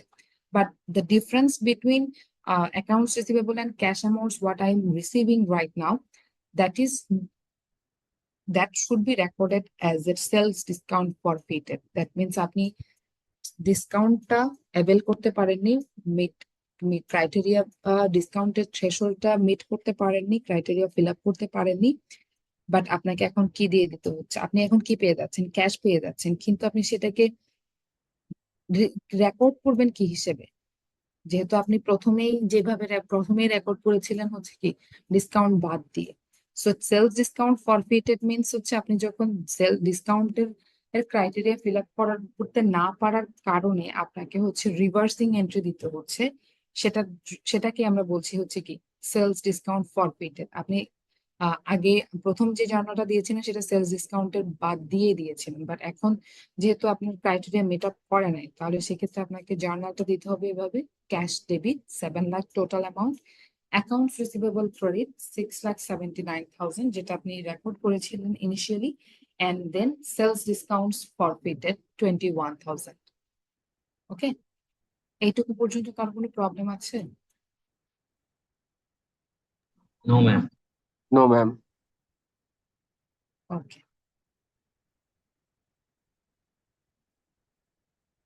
তো আমরা এখন পর্যন্ত যেটুকু ডিসকাস করেছি সেটা ছিল আমাদের third step, determining the transaction price. এখন আমরা আসছি হচ্ছে ফোর্থ স্টেপের ডিটেলস ডিসকাশনে একটু যাই। ফোর্থ স্টেপ হচ্ছে যে ট্রানজেকশন প্রাইসটা আমি ডিটারমাইন করেছি after considering all the components of transaction price. যেমন আমরা কি কি কম্পোনেন্টস দেখেছি যে ট্রানজেকশন প্রাইস ডিটারমাইন করার ক্ষেত্রে? ফার্স্টে দেখেছি হচ্ছে ফার্স্টে যে কম্পোনেন্টটা ছিল সেটা কি ছিল? ফার্স্টটা ছিল হচ্ছে আমাদের ভ্যারিয়েবল কনসিডারেশন, রাইট? সেকেন্ড ছিল হচ্ছে আমাদের time value of money. Third ছিল হচ্ছে আপনার হচ্ছে থার্ড যেটা ছিল সেটা কনসিডারেশন পেইড অ্যান্ড পেয়েবল এর আগে যেটা আমরা কনসিডার করেছি, নন ক্যাশ কনসিডারেশন। দেন লাস্টলি আমরা দেখেছি কনসিডারেশন পেইড ও পেয়েবল। এই সবগুলো কম্পোনেন্ট কে কনসিডার করে আমরা যেটা ডিসাইড করছি সেটা হচ্ছে ট্রানজেকশন প্রাইস। এখন এই ট্রানজেকশন প্রাইসটাকে আমি কিভাবে অ্যালোকেট করব in terms of separate performance obligation? যদি ওয়ান পারফরমেন্স অব্লিগেশন হয় তখন তো আমাদের ট্রানজেকশন প্রাইসটাকে অ্যালোকেট করতে হচ্ছে না, আমরা সেটা লাস্ট ক্লাসেও দেখেছি। বাট যখন আমার হচ্ছে দেখবেন যে সেপারেট পারফরমেন্স অব্লিগেশন আছে, দ্যাট মিনস আমার একটা কন্ট্রাক্টের মধ্যে অনেকগুলোই সেপারেট পারফরমেন্স অব্লিগেশন আছে, বাট প্রত্যেকটার হয়তো বা স্ট্যান্ড অ্যালোন সেলিং প্রাইস দেওয়া আছে। ওকে, বাট আমি ইন ইন সবগুলো কম্বিনেশনে একটা একটা মার্জড একটা অ্যামাউন্ট আমি পে করছি। তো এই ক্ষেত্রে আমাকে দেখতে হবে না যে আমি ধরেন একটা আমি যখন কোম্পানিগুলো যখন কম্বো অফার করে, সো কম্বো প্রোডাক্ট অফার করার মধ্যে দেখা যায় যে কিছু প্রোডাক্ট হচ্ছে একটা প্রোডাক্টের সাথে আরেকটা প্রোডাক্ট ফ্রি দিচ্ছে। হ্যাঁ, এখন আরেকটা প্রোডাক্ট যেটা হচ্ছে ফ্রি দিচ্ছে সেটারও কিন্তু একটা প্রাইস আছে, বা ফ্রি না দিলেও হচ্ছে ডিসকাউন্টেড প্রাইসে দিচ্ছে। এখন কোনটার এগেনস্টে কতটুকু চার্জ করেছে সেটা ডিসাইড করা হচ্ছে এই স্টেপের কাজ। আমার যদি এমন হয় যে একটা কন্ট্রাক্টের মধ্যে অনেকগুলো পারফরমেন্স অব্লিগেশন আছে এবং they are separately identifiable and they are not interdependent, and প্রত্যেকটার স্ট্যান্ড অ্যালোন সেলিং প্রাইস দেওয়া আছে। Stand alone selling price means individual selling price দেওয়া আছে। তাহলে সেক্ষেত্রে আমি কিভাবে অ্যালোকেট করছি, বা প্রত্যেকটা প্রোডাক্টের এগেইনস্টে আমি কতটুকু রেভিনিউ চার্জ করছি, সেটাই আমার ডিসাইড করতে হবে। সো এইটা বেসিক্যালি ডিসাইড করা হয় based on their relative fair value. So relative fair value যেটা কিভাবে ক্যালকুলেট করবো আমরা সেটা আমরা একটু পরে দেখবো, because best measure of fair value is what the company would sell the goods or service for on a standalone basis. এখন এই ফেয়ার ভ্যালু বলতে আমরা বোঝাচ্ছি মার্কেটে অ্যাভেইলেবল যে প্রাইসটা, সেটাকে আমরা ফেয়ার ভ্যালু বলছি। এবং এই ক্ষেত্রে বেস্ট মেজার যদি আমাকে বলতে হয় তাহলে প্রত্যেকটা প্রোডাক্টের যে স্ট্যান্ড অ্যালোন প্রাইসটা দেয়া আছে সেটার উপর বেসিসে আমি কি রিলেটিভলি অ্যালোকেট করব ট্রানজেকশন প্রাইসটা। বাট ইফ যদি আপনার দেখা যাচ্ছে যে ওই প্রোডাক্ট অর সার্ভিসেস, যে প্রোডাক্ট অর সার্ভিসেস গুলো আপনি প্রোভাইড করছেন সবগুলোর স্ট্যান্ড অ্যালোন প্রাইস দেয়া নাই, তাহলে সেক্ষেত্রে আপনার জন্য বেস্ট এস্টিমেট মেজার ইউজ করতে। বেস্ট এস্টিমেট মেজার কিভাবে ইউজ করবেন? সেক্ষেত্রে আপনার জন্য বেস্ট এস্টিমেট হবে হচ্ছে কি estimate of what good or service might sell for as a standalone unit. আমি যদি প্রাইস দেয়া থাকে তাহলে প্রাইসের উপর বেস করে আমি কি করতে পারবো? আমার আমার বেস্ট মেজার হচ্ছে প্রাইসের উপর বেস করে রিলেটিভলি অ্যালোকেট করা টোটাল ট্রানজাকশন প্রাইসটাকে। বাট যখন আমার প্রাইস অ্যাভেলেবল নাই, বাট আমি আমি এইটুকু বলতে পারবো যে কোনটা কত অ্যামাউন্টের জন্য, কত ইউনিটের জন্য আমি সেল করেছি।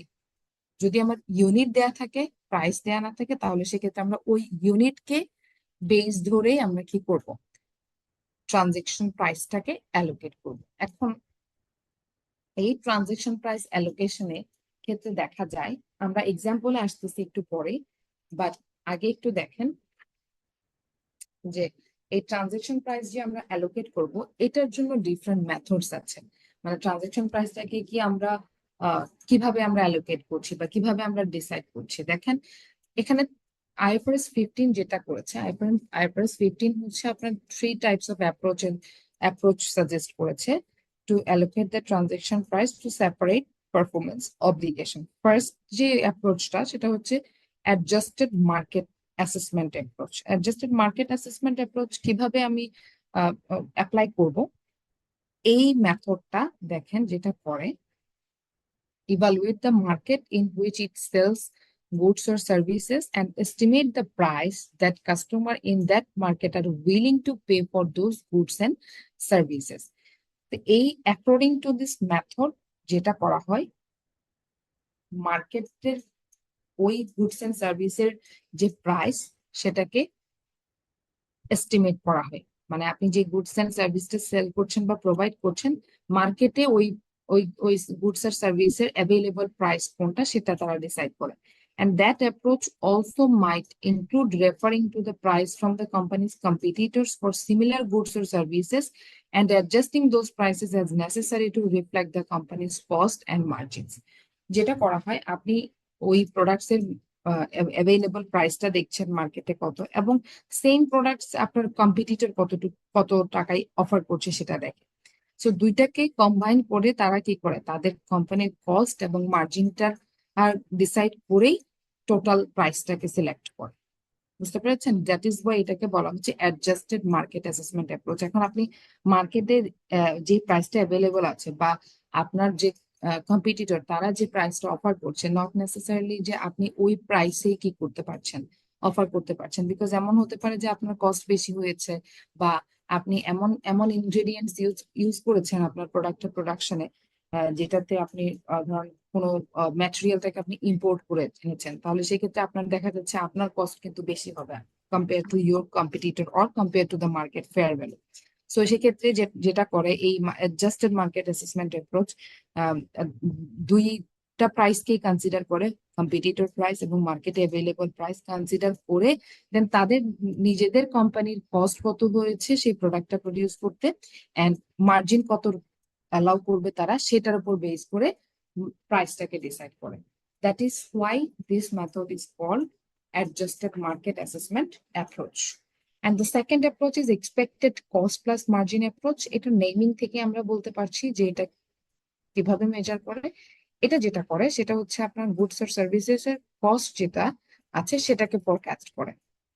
Forecast expected cost of satisfying a performance obligation and then add an appropriate margin for that goods or service. এটা নর্মাল মেথড, যেটাতে আমরা যেটা করি, প্রোডাক্টটা প্রডিউস করতে আমার কতটুকু কস্ট ইনকার্ড হতে পারে সেটা দেখি, এন্ড দেন আমি আমার কোম্পানির পার্সপেক্টিভ থেকে বা আমার কোম্পানির পলিসি ওয়াইজ আমি কতটুকু মার্জিন অ্যালাউ করবো সেটাকে অ্যাড করে প্রাইসটাকে ডিসাইড করে। That is why this method is called expected cost plus the margin approach. And lastly residual approach. Residual অ্যাপ্রোচের ক্ষেত্রে যেটা করা হয়, এটার একটা এক্সাম্পল আমরা দেখবো, বিকজ ফার্স্ট যে দুইটা মেথড আছে এই দুইটা মেথড মার্কেটে ইজিলি অ্যাভেলেবল অ্যান্ড হচ্ছে ইউজ করা হয়। রেসিডিউয়াল মেথডটা একটু ডিফারেন্ট, দ্যাট ইজ ওয়াই এটার জন্য আমরা একটা ফ্যাক্টস দেখবো।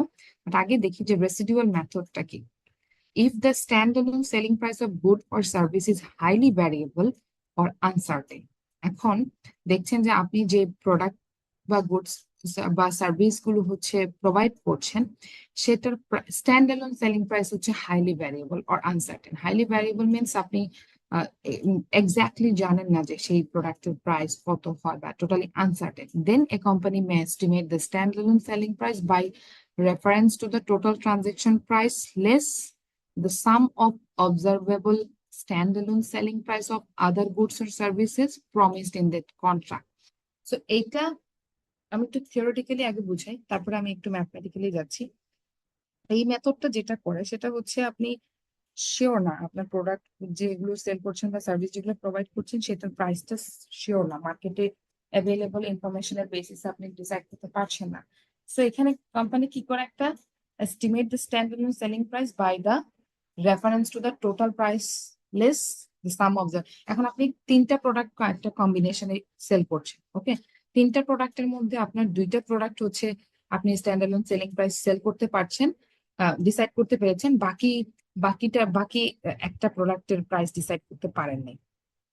কিন্তু আপনি ইন টোটাল তিনটার জন্য কত কত আহ, চার কত রিসিভ করছেন রেভিনিউ সেটা আপনি ডিসাইড করেছেন, সেটা আপনি একটা লামসাম অ্যামাউন্ট ডিসাইড করেছেন। তাহলে সেক্ষেত্রে থার্ড প্রোডাক্টের প্রাইসটা আপনি কিভাবে ডিসাইড করবেন, থার্ড প্রোডাক্টের এগেনস্ট আপনি কতটুকু রেভিনিউ রিকগনাইজ করবেন, সেটা ডিসাইড করবেন হচ্ছে টোটাল আমি কতটুকু রিসিভ করছি আমার তিনটা প্রোডাক্টের কম্বিনেশনে সেল করে। দেন সেখান থেকে আমি মাইনাস করব হচ্ছে প্রথম যে দুইটা প্রোডাক্টের জন্য আমি স্ট্যান্ডার্ড সেলিং প্রাইস ডিসাইড করতে পেরেছি, সেটা আমি যদি রিডিউস করে দেই তাহলে রিমেইনিং ভ্যালুটাকে আমি কি বলবো, থার্ড প্রোডাক্টের প্রাইস বলবো, বা থার্ড প্রোডাক্টের জন্য আমি রেভিনিউ রিকগনাইজ করছি বলবো। দ্যাট ইজ ওয়াই এই মেথডের নামই দেওয়া হয়েছে কি রেসিডিউয়াল অ্যাপ্রোচ। রেসিডিউয়াল প্রসেসেই আপনি ডিসাইড করছেন যে একটা প্রোডাক্টের প্রাইস কত হবে বা এটার এগেনস্ট আপনি কতটুকু রেভিনিউ আর কি ডিসাইড করবেন। যেমন এটার একটা ম্যাথমেটিক্যাল এক্সাম্পল যদি আমি বলি, এটা স্লাইডে দেয়া নাই বাট আপনাদের সাথে একটু ডিসকাস করি। সেটা হচ্ছে যেমন ধরেন আপনি তিনটা প্রোডাক্ট সেল করেছেন এক্স ওয়াই জেড, যে কোনো একটা কাস্টমারের কাছে তিনটা প্রোডাক্ট সেল করেছেন X Y Z, total amount হচ্ছে আপনার 1 লাখ, মানে আপনি 1 লাখ টাকা দিয়ে তিনটা প্রোডাক্ট সেল করেছেন। এখানে তিনটা প্রোডাক্টের মধ্যে দুইটা প্রোডাক্টের প্রাইস আপনার বলা দেয়া আছে, আপনি মার্কেট থেকে ডিসাইড করতে পারছেন যে আহ, প্রথম দুইটা প্রোডাক্টের প্রাইস হচ্ছে একটার প্রাইস 50,000 আর একটার প্রাইস ধরেন 30,000, ওকে?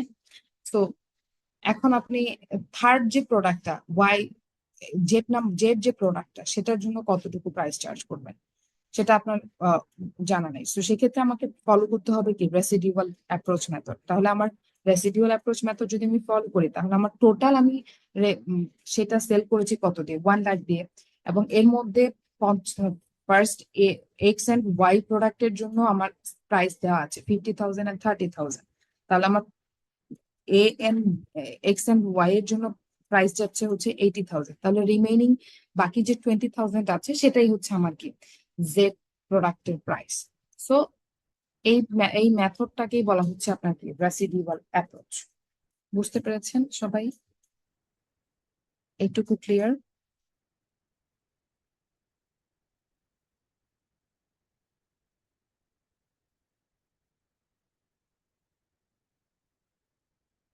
এভরিওয়ান?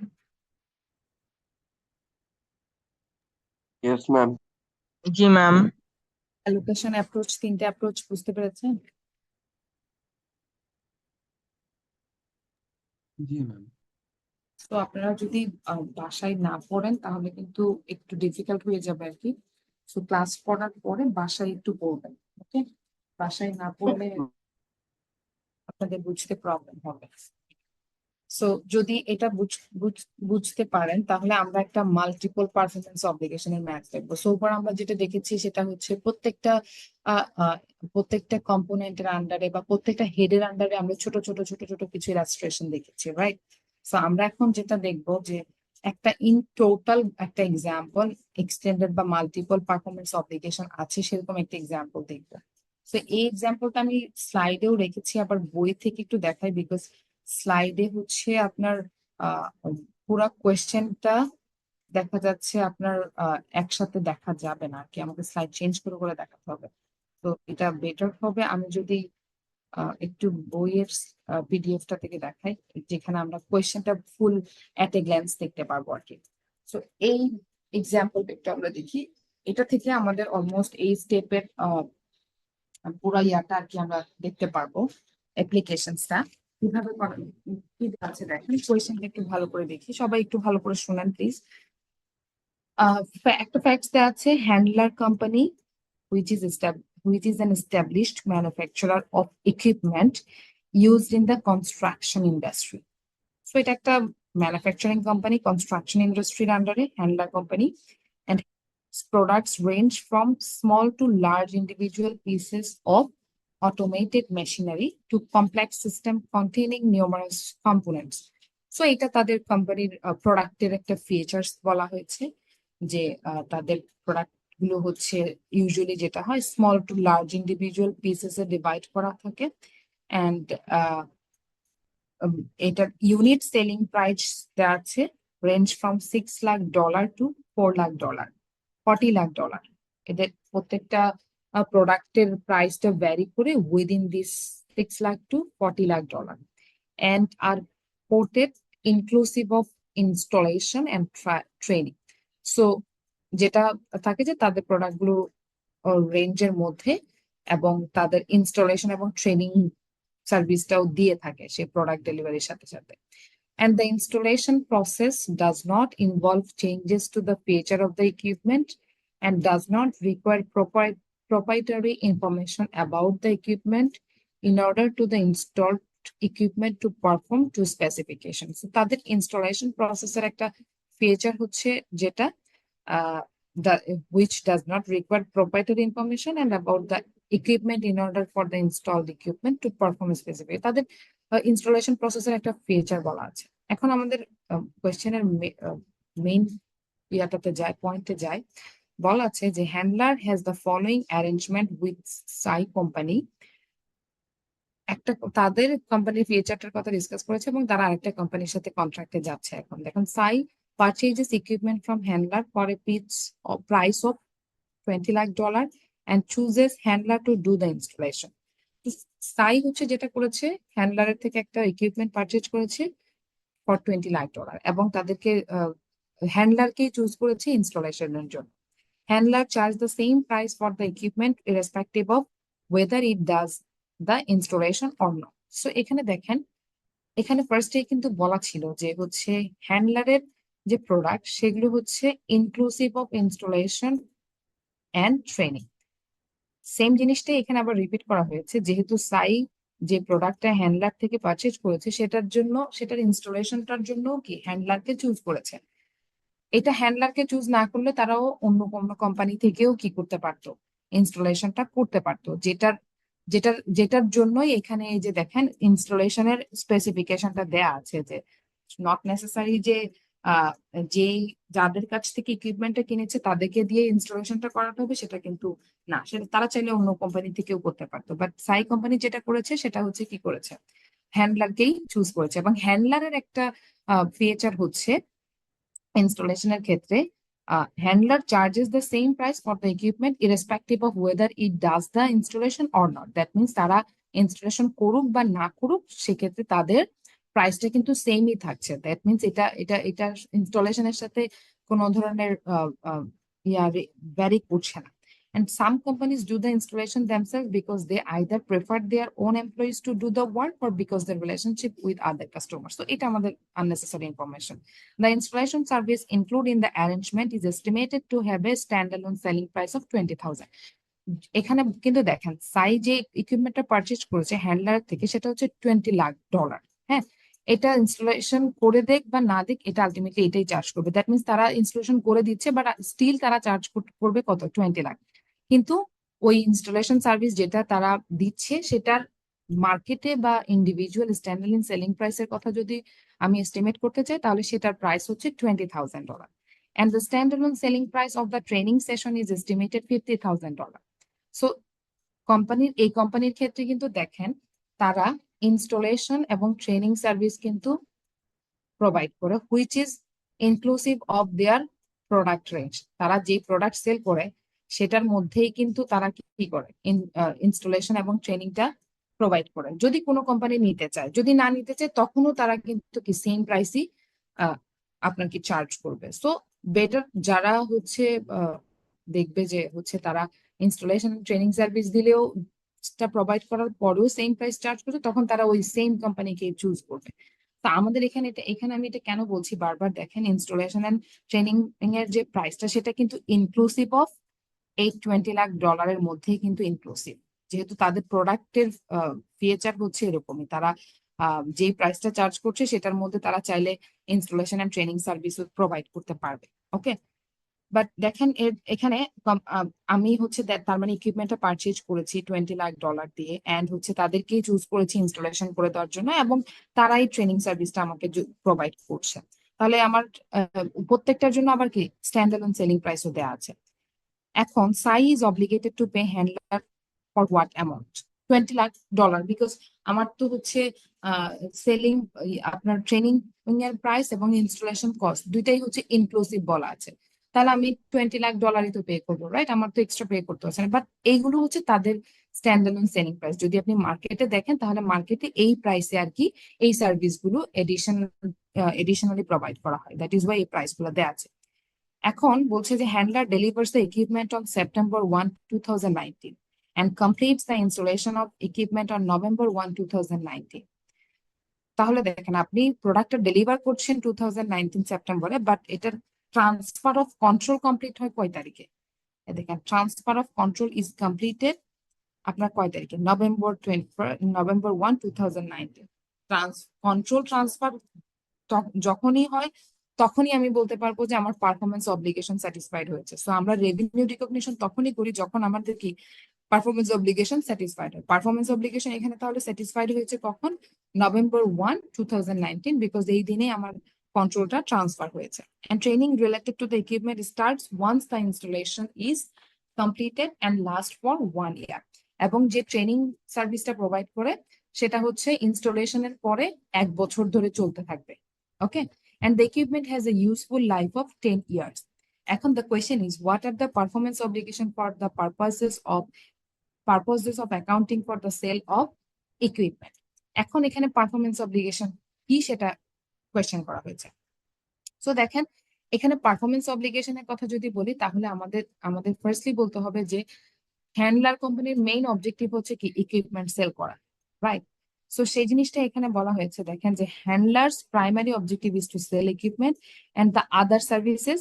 মেইন অবজেক্টিভ আমার ইকুইপমেন্ট সেল করা, এর বাইরে এডিশনালি আমি কিছু আদার সার্ভিসেস দিচ্ছি, যেটা হচ্ছে ইনস্টলেশন এবং ট্রেনিং। এবং এটার যেহেতু স্ট্যান্ডালোন সেলিং প্রাইস বলা আছে কোয়েশ্চেনে, দেখেন স্ট্যান্ডালোন সেলিং প্রাইস দেয়া আছে, that means they are installation and training services are separately identifiable. So এখানে আমরা বলতে পারি কি, এখানে each of these item has a standalone selling price and is not interdependent. That is why we can say that the other services can be performed by other parties if necessary. As a result, the equipment installation and training are these 3 separate products or service. So আমরা 3টে separate product and service এর কথা বলতে পারি, and এটার primary objective যেটা সেটা আমরা মেনশন করতে পারি। And question number 2 বলা হচ্ছে, if there is more than one performance obligation, how should the payment of $20 lakh be allocated to various components? যদি এখানে একটা পারফরমেন্সের চেয়ে বেশি পারফরমেন্স অব্লিগেশন থাকে, দ্যাট মিনস এখানে আমরা অলরেডি দেখছি যে ইকুইপমেন্ট এর সাথে কি প্রোভাইড করছে, আরো কিছু সার্ভিস প্রোভাইড করছে যেগুলোকে সেপারেট পারফরমেন্স অব্লিগেশন বলতে পারে, because both have standalone selling price. So equipment provide করছি, ইনস্টলেশন সার্ভিস প্রোভাইড করছি, আবার কি করছি, ট্রেনিং সার্ভিস প্রোভাইড করছি। তাহলে এটাকে আমি যদি অ্যালোকেট করতে চাই, বাট আমি ইন টোটাল পে করছি লামসাম অ্যামাউন্ট $20 লাখ। ওকে, সো এই $20 লাখ মধ্যে ইনক্লুসিভ আছে হচ্ছে কি আমার ইনস্টলেশন এবং হচ্ছে ট্রেনিং। সো এখন এই $20 লাখ মধ্যে কতটুকু ইনস্টলেশনের জন্য অ্যালোকেট করবো আর কতটুকু ট্রেনিং এর জন্য অ্যালোকেট করবো এবং কতটুকু আমি ইকুইপমেন্টের রেভিনিউ হিসেবে রিকগনাইজ করবো, সেটাই হচ্ছে আমার মেইন কোয়েশ্চেন। সো এক্ষেত্রে যেহেতু আমার স্ট্যান্ডার্ড সেলিং প্রাইস দেওয়া আছে, তাহলে আমার জন্য ওয়েটেড মেথডটা ইউজ করা ইজিয়ার হবে না, বিকজ আমি প্রত্যেকটারই ওয়েট বের করতে পারবো। যেই প্রোডাক্টটা যেই ওয়েট ক্যারি করছে তার এগেনস্টে ততটুকু অ্যামাউন্টের রেভিনিউ আমি অ্যালোকেট করবো। এই মেথডটাই এখানে ফলো করা হয়েছে। দেখেন আমি ইন টোটাল পে করছি আলটিমেটলি কত, $20 লাখ, বাট প্রত্যেকটা প্রোডাক্টের জন্য আমার সেপারেটলি প্রাইস দেয়া আছে। ইকুইপমেন্টের জন্য আমি ইনস্টলেশন সার্ভিস দেই, ট্রেনিং সার্ভিস দেই না দেই, আমি আলটিমেটলি চার্জ করবো $20 লাখ দিয়ে। এগুলো হচ্ছে এডিশনাল সার্ভিস, বাট এটার সেপারেটলি প্রাইস আইডেন্টিফাইবল। এখন আমি টোটাল এই সার্ভিস গুলো দিলেও $20 লাখ চার্জ করবো, না দিলেও $20 লাখ চার্জ করবো। এখন আপনাকে বলেছে যদি আপনি এই সার্ভিস গুলো দেন তাহলে সেক্ষেত্রে আপনি এই ইকুইপমেন্টের জন্য কতটুকু প্রাইস রেভিনিউ দেখাতে পারবেন, ইনস্টলেশনের জন্য কতটুকু রেভিনিউ দেখাতে পারবেন, এবং ট্রেনিং এর জন্য কতটুকু রেভিনিউ দেখাতে পারবেন, সেটাই আর কি ক্যালকুলেট করেছে। কিভাবে ক্যালকুলেট করেছে? আমার তিনটারই সেপারেটলি আইডেন্টিফাইবল প্রাইসটাকে সাম আপ করে তিনটা প্রোডাক্টের জন্য আমি ওয়েট বের করেছি। ওয়েট মিনস আউট অফ তিনটা প্রোডাক্টকে যখন আমি সেপারেটলি টোটাল করব, তাহলে আমার টোটাল অ্যামাউন্ট দাঁড়াবে হচ্ছে 20,70,000। সো আউট অফ 20,70,000, 20 লাখের ওয়েট কত, 20,000 এর ওয়েট কত, 50,000 এর ওয়েট কত। সো এই ওয়েটের উপর বেস করে আমি 20 লাখটাকে অ্যালোকেট করছি। এখন আপনারা কনফিউজড হবেন না যে এখানে 20 লাখ প্রোডাক্ট ইকুইপমেন্টের জন্য যদি আমি 20 লাখ চার্জ করি তাহলে এগুলো কেন আসছে। এগুলো কেন আসছে, আমি যদি বলি আমি যদি তাদেরকে ইকুইপমেন্ট এই এডিশনাল সার্ভিস গুলো নাও দেই, তাহলেও কিন্তু আমি এই ইকুইপমেন্টের জন্য চার্জ করবো 20 লাখ। দ্যাট ইজ ওয়াই এই 20 লাখটার এবং এই 20 লাখটা সেম মনে হচ্ছে, বাট আমি আলটিমেটলি পে করেছি এত, এবং এগুলার এই সার্ভিস গুলোও প্রোভাইড করেছি। যদি না করতাম তাহলে 20 লাখটাই থাকতো, আমার আর কোনো অ্যালোকেশন প্রসেসে যেত না। যেহেতু আমি এই সার্ভিসটাও প্রোভাইড করেছি এবং 20 লাখটাকেই চার্জ করেছি, দ্যাট ইজ ওয়াই প্রত্যেকটার জন্য কতটুকু অ্যামাউন্ট করে আমি অ্যালোকেট করছি সেটা আমি ক্যালকুলেট করে দেখাচ্ছি। এটুকু বুঝতে পেরেছেন? ক্যালকুলেশনসটা বুঝতে পেরেছেন? Yes ma'am. ওকে। তো এখন যদি জার্নাল এন্ট্রি দিতে বলে, তাহলে আমরা তো অ্যামাউন্ট ক্যালকুলেট করে অ্যামাউন্টটা রেভিনিউ কোনটার এগেনস্টে কতটুকু রেভিনিউ রিকগনাইজ করতে পারবো সেটা আমরা বের করেছি, রাইট? তো আমি জার্নাল দিতে পারবো না November 1-এ। November 1-এ কেন? কারণ আমার কন্ট্রোল অ্যাসেটের কন্ট্রোল ট্রান্সফার হচ্ছে কখন? November 1-এ। আমি হয়তো ডেলিভার করছি ঠিক আছে, বাট কন্ট্রোলটা ট্রান্সফার করি না, তখন আমার কিন্তু রেভিনিউ রিকগনাইজ করতে পারবো না। ডেলিভার কিন্তু এর আরো 1 থেকে 2 মাস আগে আমি করেছি, বাট আমি কন্ট্রোল ট্রান্সফার করিনি। কন্ট্রোল ট্রান্সফার করার সাথে সাথে আমার কি, আমার প্রোডাক্ট ডেলিভার হয়ে গিয়েছে। দ্যাট ইজ ওয়াই November 1-এ আমি যদি সেল সেল ইকুইপমেন্ট সেলের জার্নাল দিতে চাই, তাহলে আমাকে জার্নাল দিতে হবে cash debit, sales revenue credit. Sales revenue credit, আমি ইকুইপমেন্ট ডেলিভার করেছি একটা সেলস, সেটার এগেইনস্ট আমি সেলস রেভিনিউটাকে রিকগনাইজ করছি। দেন এটার সাথে আমার আমার অ্যাড হয়েছে কি, আমি ইনস্টলেশন সার্ভিস দিচ্ছি এবং হচ্ছে কি ট্রেনিং সার্ভিস দিচ্ছি। ট্রেনিং সার্ভিসটাকে কেন আনআর্নড সার্ভিস রেভিনিউ হিসেবে দেখাচ্ছি আমি এখানে? ট্রেনিং সার্ভিসটাকে আনআর্নড সার্ভিস রেভিনিউ হিসেবে দেখানোর রিজন হচ্ছে, দেখেন November 1-এ হচ্ছে আপনি কি ইনস্টলেশন করেছেন, এই November 1-এ ইনস্টলেশনের পর থেকেই 1 বছর পর্যন্ত আপনি এই সার্ভিসটা দিবেন। ওকে, এই সার্ভিসটা দিবেন 1 বছর পর্যন্ত। দ্যাট মিনস আপনার এই সার্ভিসটা এখনো পারফর্ম করেন নাই, বাট আপনি স্টিল ক্যাশ রিসিভ করে ফেলেছেন এটার এগেনস্টে, তাহলে এটা এখনো আনআর্নড থেকে গেছে না? তো আনআর্নডটাকে আনআর্নড সার্ভিস রেভিনিউ হিসেবে আমাদের ক্রেডিট করতে হচ্ছে। এখন এটাকে যখন আপনি November 2019-এর লাস্টে যখন আপনি ফাইন্যান্সিয়াল স্টেটমেন্ট প্রিপেয়ার করছেন, তখন আপনি লাস্টে গিয়ে আপনার রিপোর্টিং পিরিয়ড শেষ, তার মানে আপনার November-December 2 মাসের জন্য আপনি সার্ভিসটা প্রোভাইড করে ফেলবেন না? ইনকার্ড হয়ে যাবে না? ইনকার্ড হয়ে যাওয়ার মানে কি, আপনার সার্ভিস আনআর্নড যেটা সেটা আপনি আর্নড হয়ে যাচ্ছে, আপনি সার্ভিসটা প্রোভাইড করে ফেলেছেন এবং আপনি কি পাচ্ছেন, আপনি রেভিনিউটা, আনআর্নড রেভিনিউটা রেভিনিউতে কনভার্ট হয়ে যাচ্ছে। তাহলে সেটার 2 মান্থসের জার্নালটা আমাকে দিতে হবে যে unearned service revenue debit, service revenue credit. এখন এই 2 মান্থসটা আমি কিভাবে ক্যালকুলেট করব? এই টোটাল অ্যামাউন্টটা হচ্ছে আমার 12 মান্থসের জন্য না। কারণ কোয়েশ্চেনে কিন্তু বলা ছিল যে হচ্ছে দেখেন যে 1 ইয়ার ধরে তাদের সার্ভিসটা প্রোভাইড করবে। কোয়েশ্চেনে এই যে দেখেন ট্রেনিং সার্ভিস বলা হয়েছে, training related to the equipment start once the installation is completed and last for 1 year. So 1 year ধরে প্রোভাইড করবে। এখন আমি 2 মাসের অলরেডি গন, 2 মাসের সার্ভিস আমি প্রোভাইড করে ফেলেছি, তাহলে আমি প্রথম দিকে নভেম্বরে যখন আমার ইনস্টলেশন করছি বা ট্রান্সফার হয়েছে, তখন যে আমি রিকগনাইজ করেছি আনআর্নড রেভিনিউ হিসেবে, এখান থেকে 2 মান্থসেরটা আমার সার্ভিস রেভিনিউতে কনভার্ট হয়ে যাচ্ছে না। That is Y unearned service revenue debit and service revenue credit করেছি। এটা বুঝতে পেরেছি এই জিনিসটা। এটাকে আমি 12 দিয়ে ডিভাইড করে 2 মান্থসের জন্য রেকর্ড করেছি। এখন যেহেতু আমি 2 মান্থস 2019 শেষে আমি ফাইন্যান্সিয়াল স্টেটমেন্ট প্রিপেয়ার করছি, তার মানে আমি 2019-এর মধ্যে 2 মাসের জন্য সার্ভিস প্রোভাইড করতে পেরেছি। বাকি রিমেইনিং অ্যামাউন্টটা আমি নেক্সট ইয়ারের নেক্সট 10 মান্থসের মধ্যে আমাকে সার্ভিসটা আমি দিব।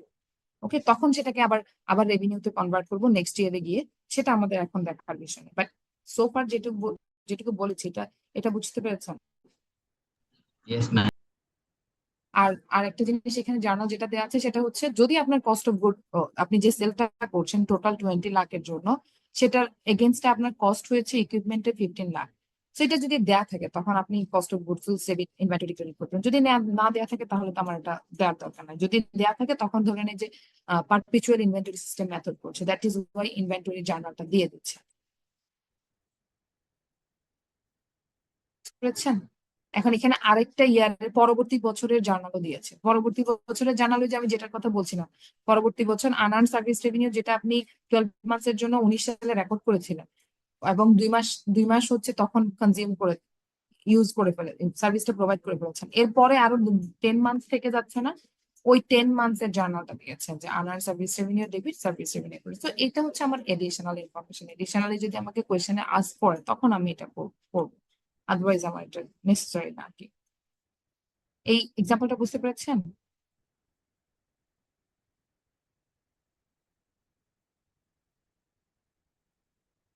এই এক্সাম্পলটা এখানে আপনার ইয়েতে দেওয়া আছে, স্লাইডে দেওয়া আছে। আমি যেটা ডিসকাস করেছি এটা স্লাইডে কয়েকটা স্লাইড মিলে দেওয়া আছে। ওকে, তো আমাদের লাস্ট স্টেপটা আমি একটু বলে ফেলি যেহেতু আমাদের ক্লাস টাইম অলমোস্ট শেষ। লাস্ট স্টেপটা হচ্ছে ছিল আমার recognise revenue when each performance obligation is satisfied. এখন আমি পারফরমেন্স অব্লিগেশন স্যাটিসফাইড হয়েছে কিভাবে বুঝবো? কি কি ইন্ডিকেটরস দেখে আমি বুঝতে পারি? যেমন এখানে দেখেন company has a right two payment for asset.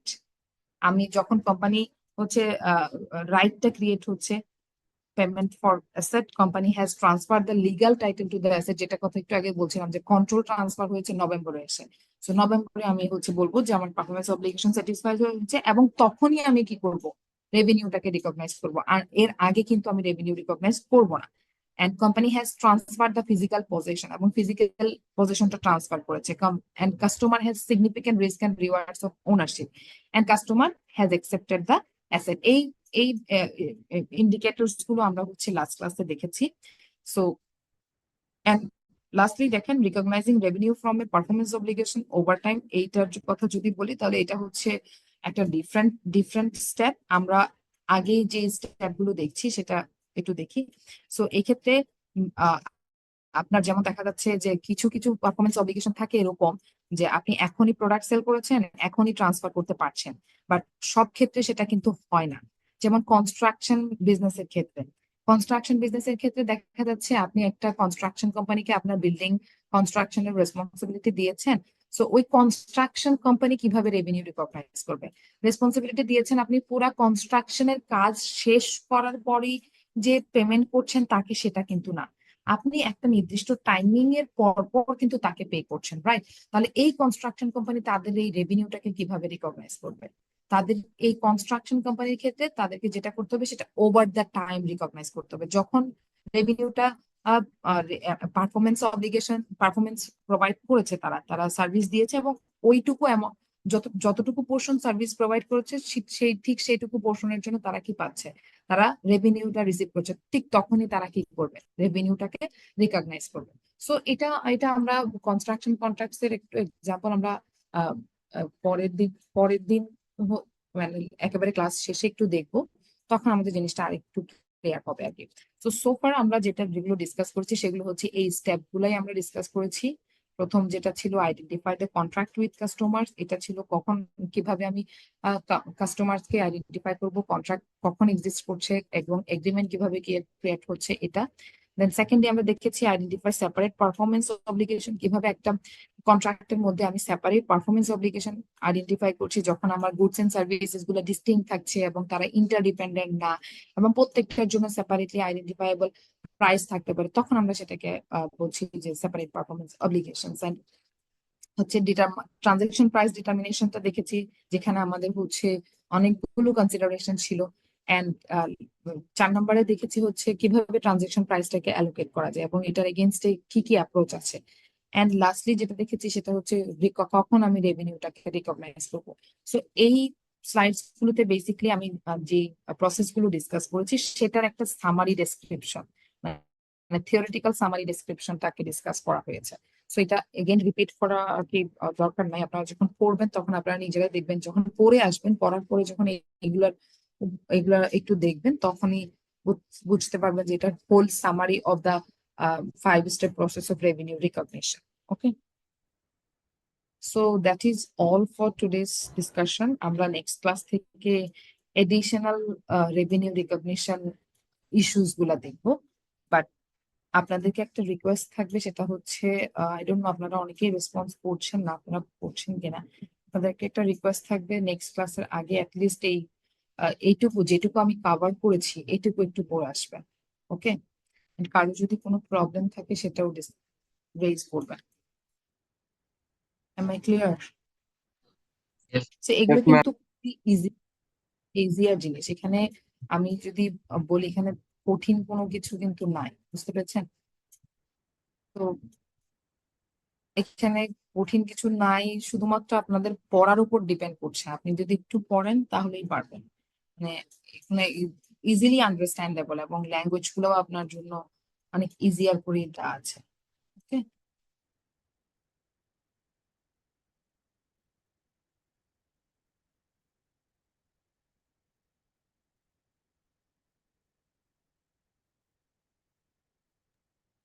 Ma'am আমাদের তো এই চ্যাপ্টারের স্লাইড গুলো দেন না, এটা কবে দিবেন?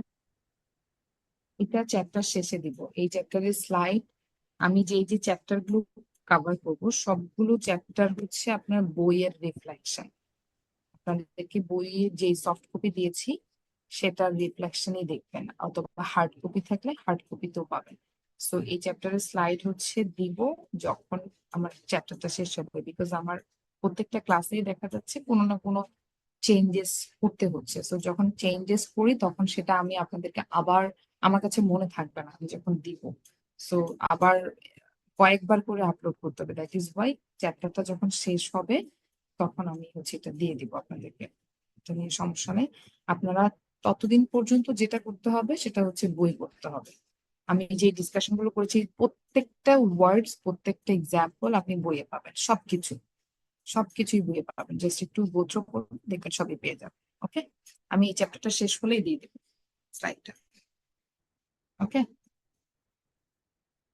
সো আজকের ক্লাস রিলেটেড এক্সাম্পল যদি আমি দেখতে বলি, তাহলে হচ্ছে সিআর একটু নোট ডাউন করেন। এই প্রবলেমস গুলো আমি দিচ্ছি।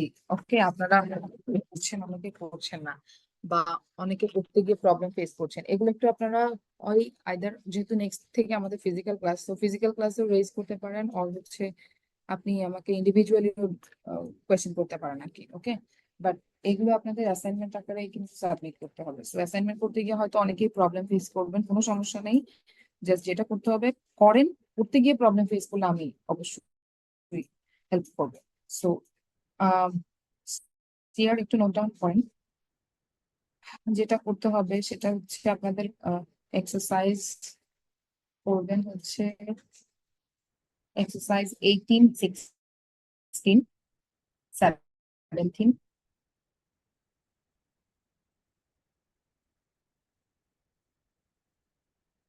exercise 18, 19, exercise 19, 20. হ্যাঁ,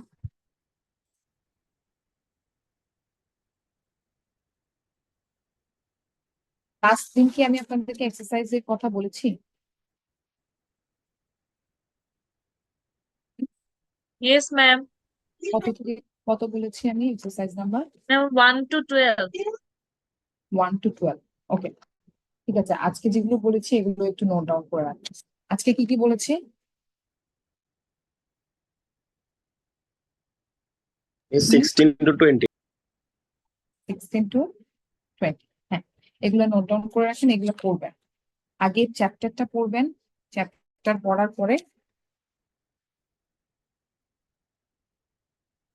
পড়ার পরে যেটা করবেন, এই প্র্যাকটিস গুলো দেখবেন, প্র্যাকটিস গুলো বুঝতেছেন কিনা। ওকে, না বুঝলে সেক্ষেত্রে কোনো সমস্যা নেই, সেক্ষেত্রে তো আমি আপনাদেরকে বলেছি যে আমি সলভ করে দিব, কোনো সমস্যা নেই। বাট যেটা করতে হবে, আপনাকে আগে নিজেকে পড়তে হবে, বুঝতে হবে, অ্যান্ড দেন আইডেন্টিফাই করতে হবে যে আপনার প্রবলেমটা কোন জায়গায়, যে কোন জিনিসটা বুঝতে পারছেন না। Okay, so respond to your ID. আমাদের প্রায় প্রেজেন্ট হচ্ছে 53। Okay, 21st batch 30 127, Present, ma'am. 22nd batch, 35, Present, ma'am. 45, Yes, ma'am. 51, ma'am আজও Yes, ma'am. প্রেজেন্ট ছিল, একটু আগেও দেখলাম আমি আচ্ছা ইউকেমে। আপনাদের যাদের অ্যাটেন্ডেন্স রিলেটেড ইস্যুস থাকে সেই ইস্যুস গুলো রেগুলারেরটা রেগুলার বলে ফেলবেন। অনেকে আবার আমাকে অনেক সময় টেক্সট করেন, সো এটা কিন্তু আমার মনে থাকবে না আপনার সেটা আপডেট করার বিষয় না। সো আপনি যেদিনের প্রবলেম সেটা সেই দিনই আমাকে ক্লাস টাইমিং এর মধ্যে আর কি বলে ফেলবেন। ওকে ম্যাডাম আমাদের সিআর আব্দুল্লাহ আছে, ওর নেট চলে গিয়েছে ম্যাডাম। আচ্ছা আমি রোল কল যখন করবো তখন একটু বলবেন আর কি, ঠিক আছে? Okay madam. 61, 61, Yes, ma'am. 77, Yes, ma'am. 83, 93, 101, Present, ma'am. 31, 153, Present, ma'am. 131 absent, 169, Yes, ma'am. 171, Present, miss. 23rd batch, ID 01, 05, Present, miss. 07, Present, miss. 11, Ma'am, 2801 present or my problem. okay, 07, 11, Yes, ma'am. 19, madam or net চলে গিয়েছিল madam, আমাদের CR 21, 07 present. আমি present দিয়েছিলাম। 21, Present, ma'am. 23, Present, ma'am. 5, Present, ma'am. 27, 27, 31, Present, ma'am. 35, 33, 55, 41, Present, ma'am. 45,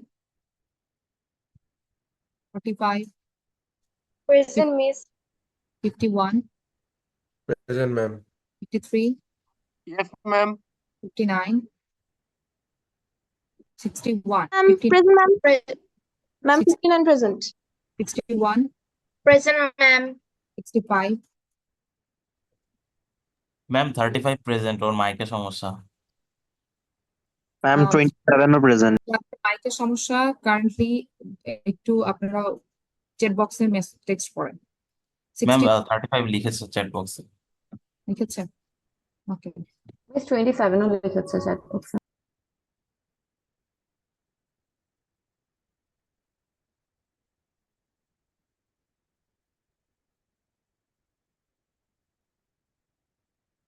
Uh, 67, Yes, ma'am.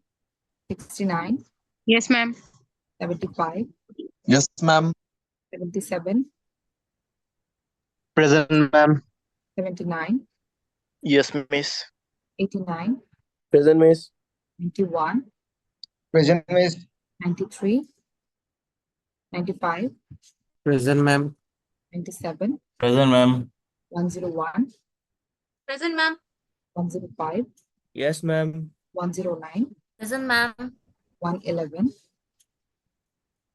111, 113, Yes, ma'am. 115, 115, 119, Present, ma'am. 125, Present, ma'am. 27, Present, ma'am.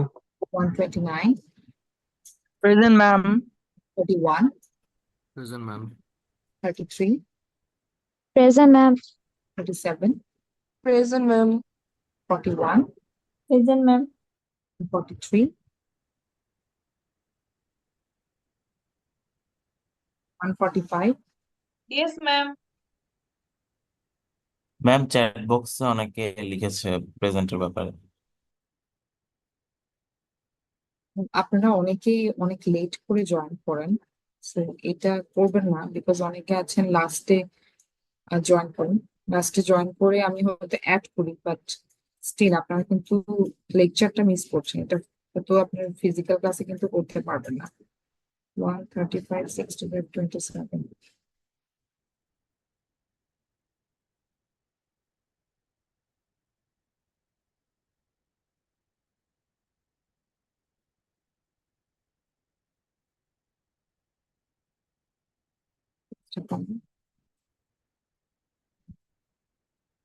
আপনারা যা যে বক্সে লিখেছেন সবার অ্যাটেন্ডেন্সটা একটু দেওয়া আছে। সো একটু সবাই টাইমলি জয়েন করবেন, স্পেশালি ট্রাই করবেন যেন মেজর পোর্শন অফ লেকচার যেন মিস না হয়, বিকজ আপনারা যখন পরে দিয়ে প্রবলেম ফেস করবেন তখন কিন্তু এটা আমার আমার পক্ষে দেখা যাবে হয়তো তখন আর আপনাদেরকে ওই টাইম টুকু দিয়ে কভার করা পসিবল হবে না যখন মেজরিটির প্রবলেম থেকে যাবে, বিকজ সিলেবাস আমাদের অনেক বড়। সো একটু টাইমলি জয়েন করবেন। Okay, thank you, you can leave now.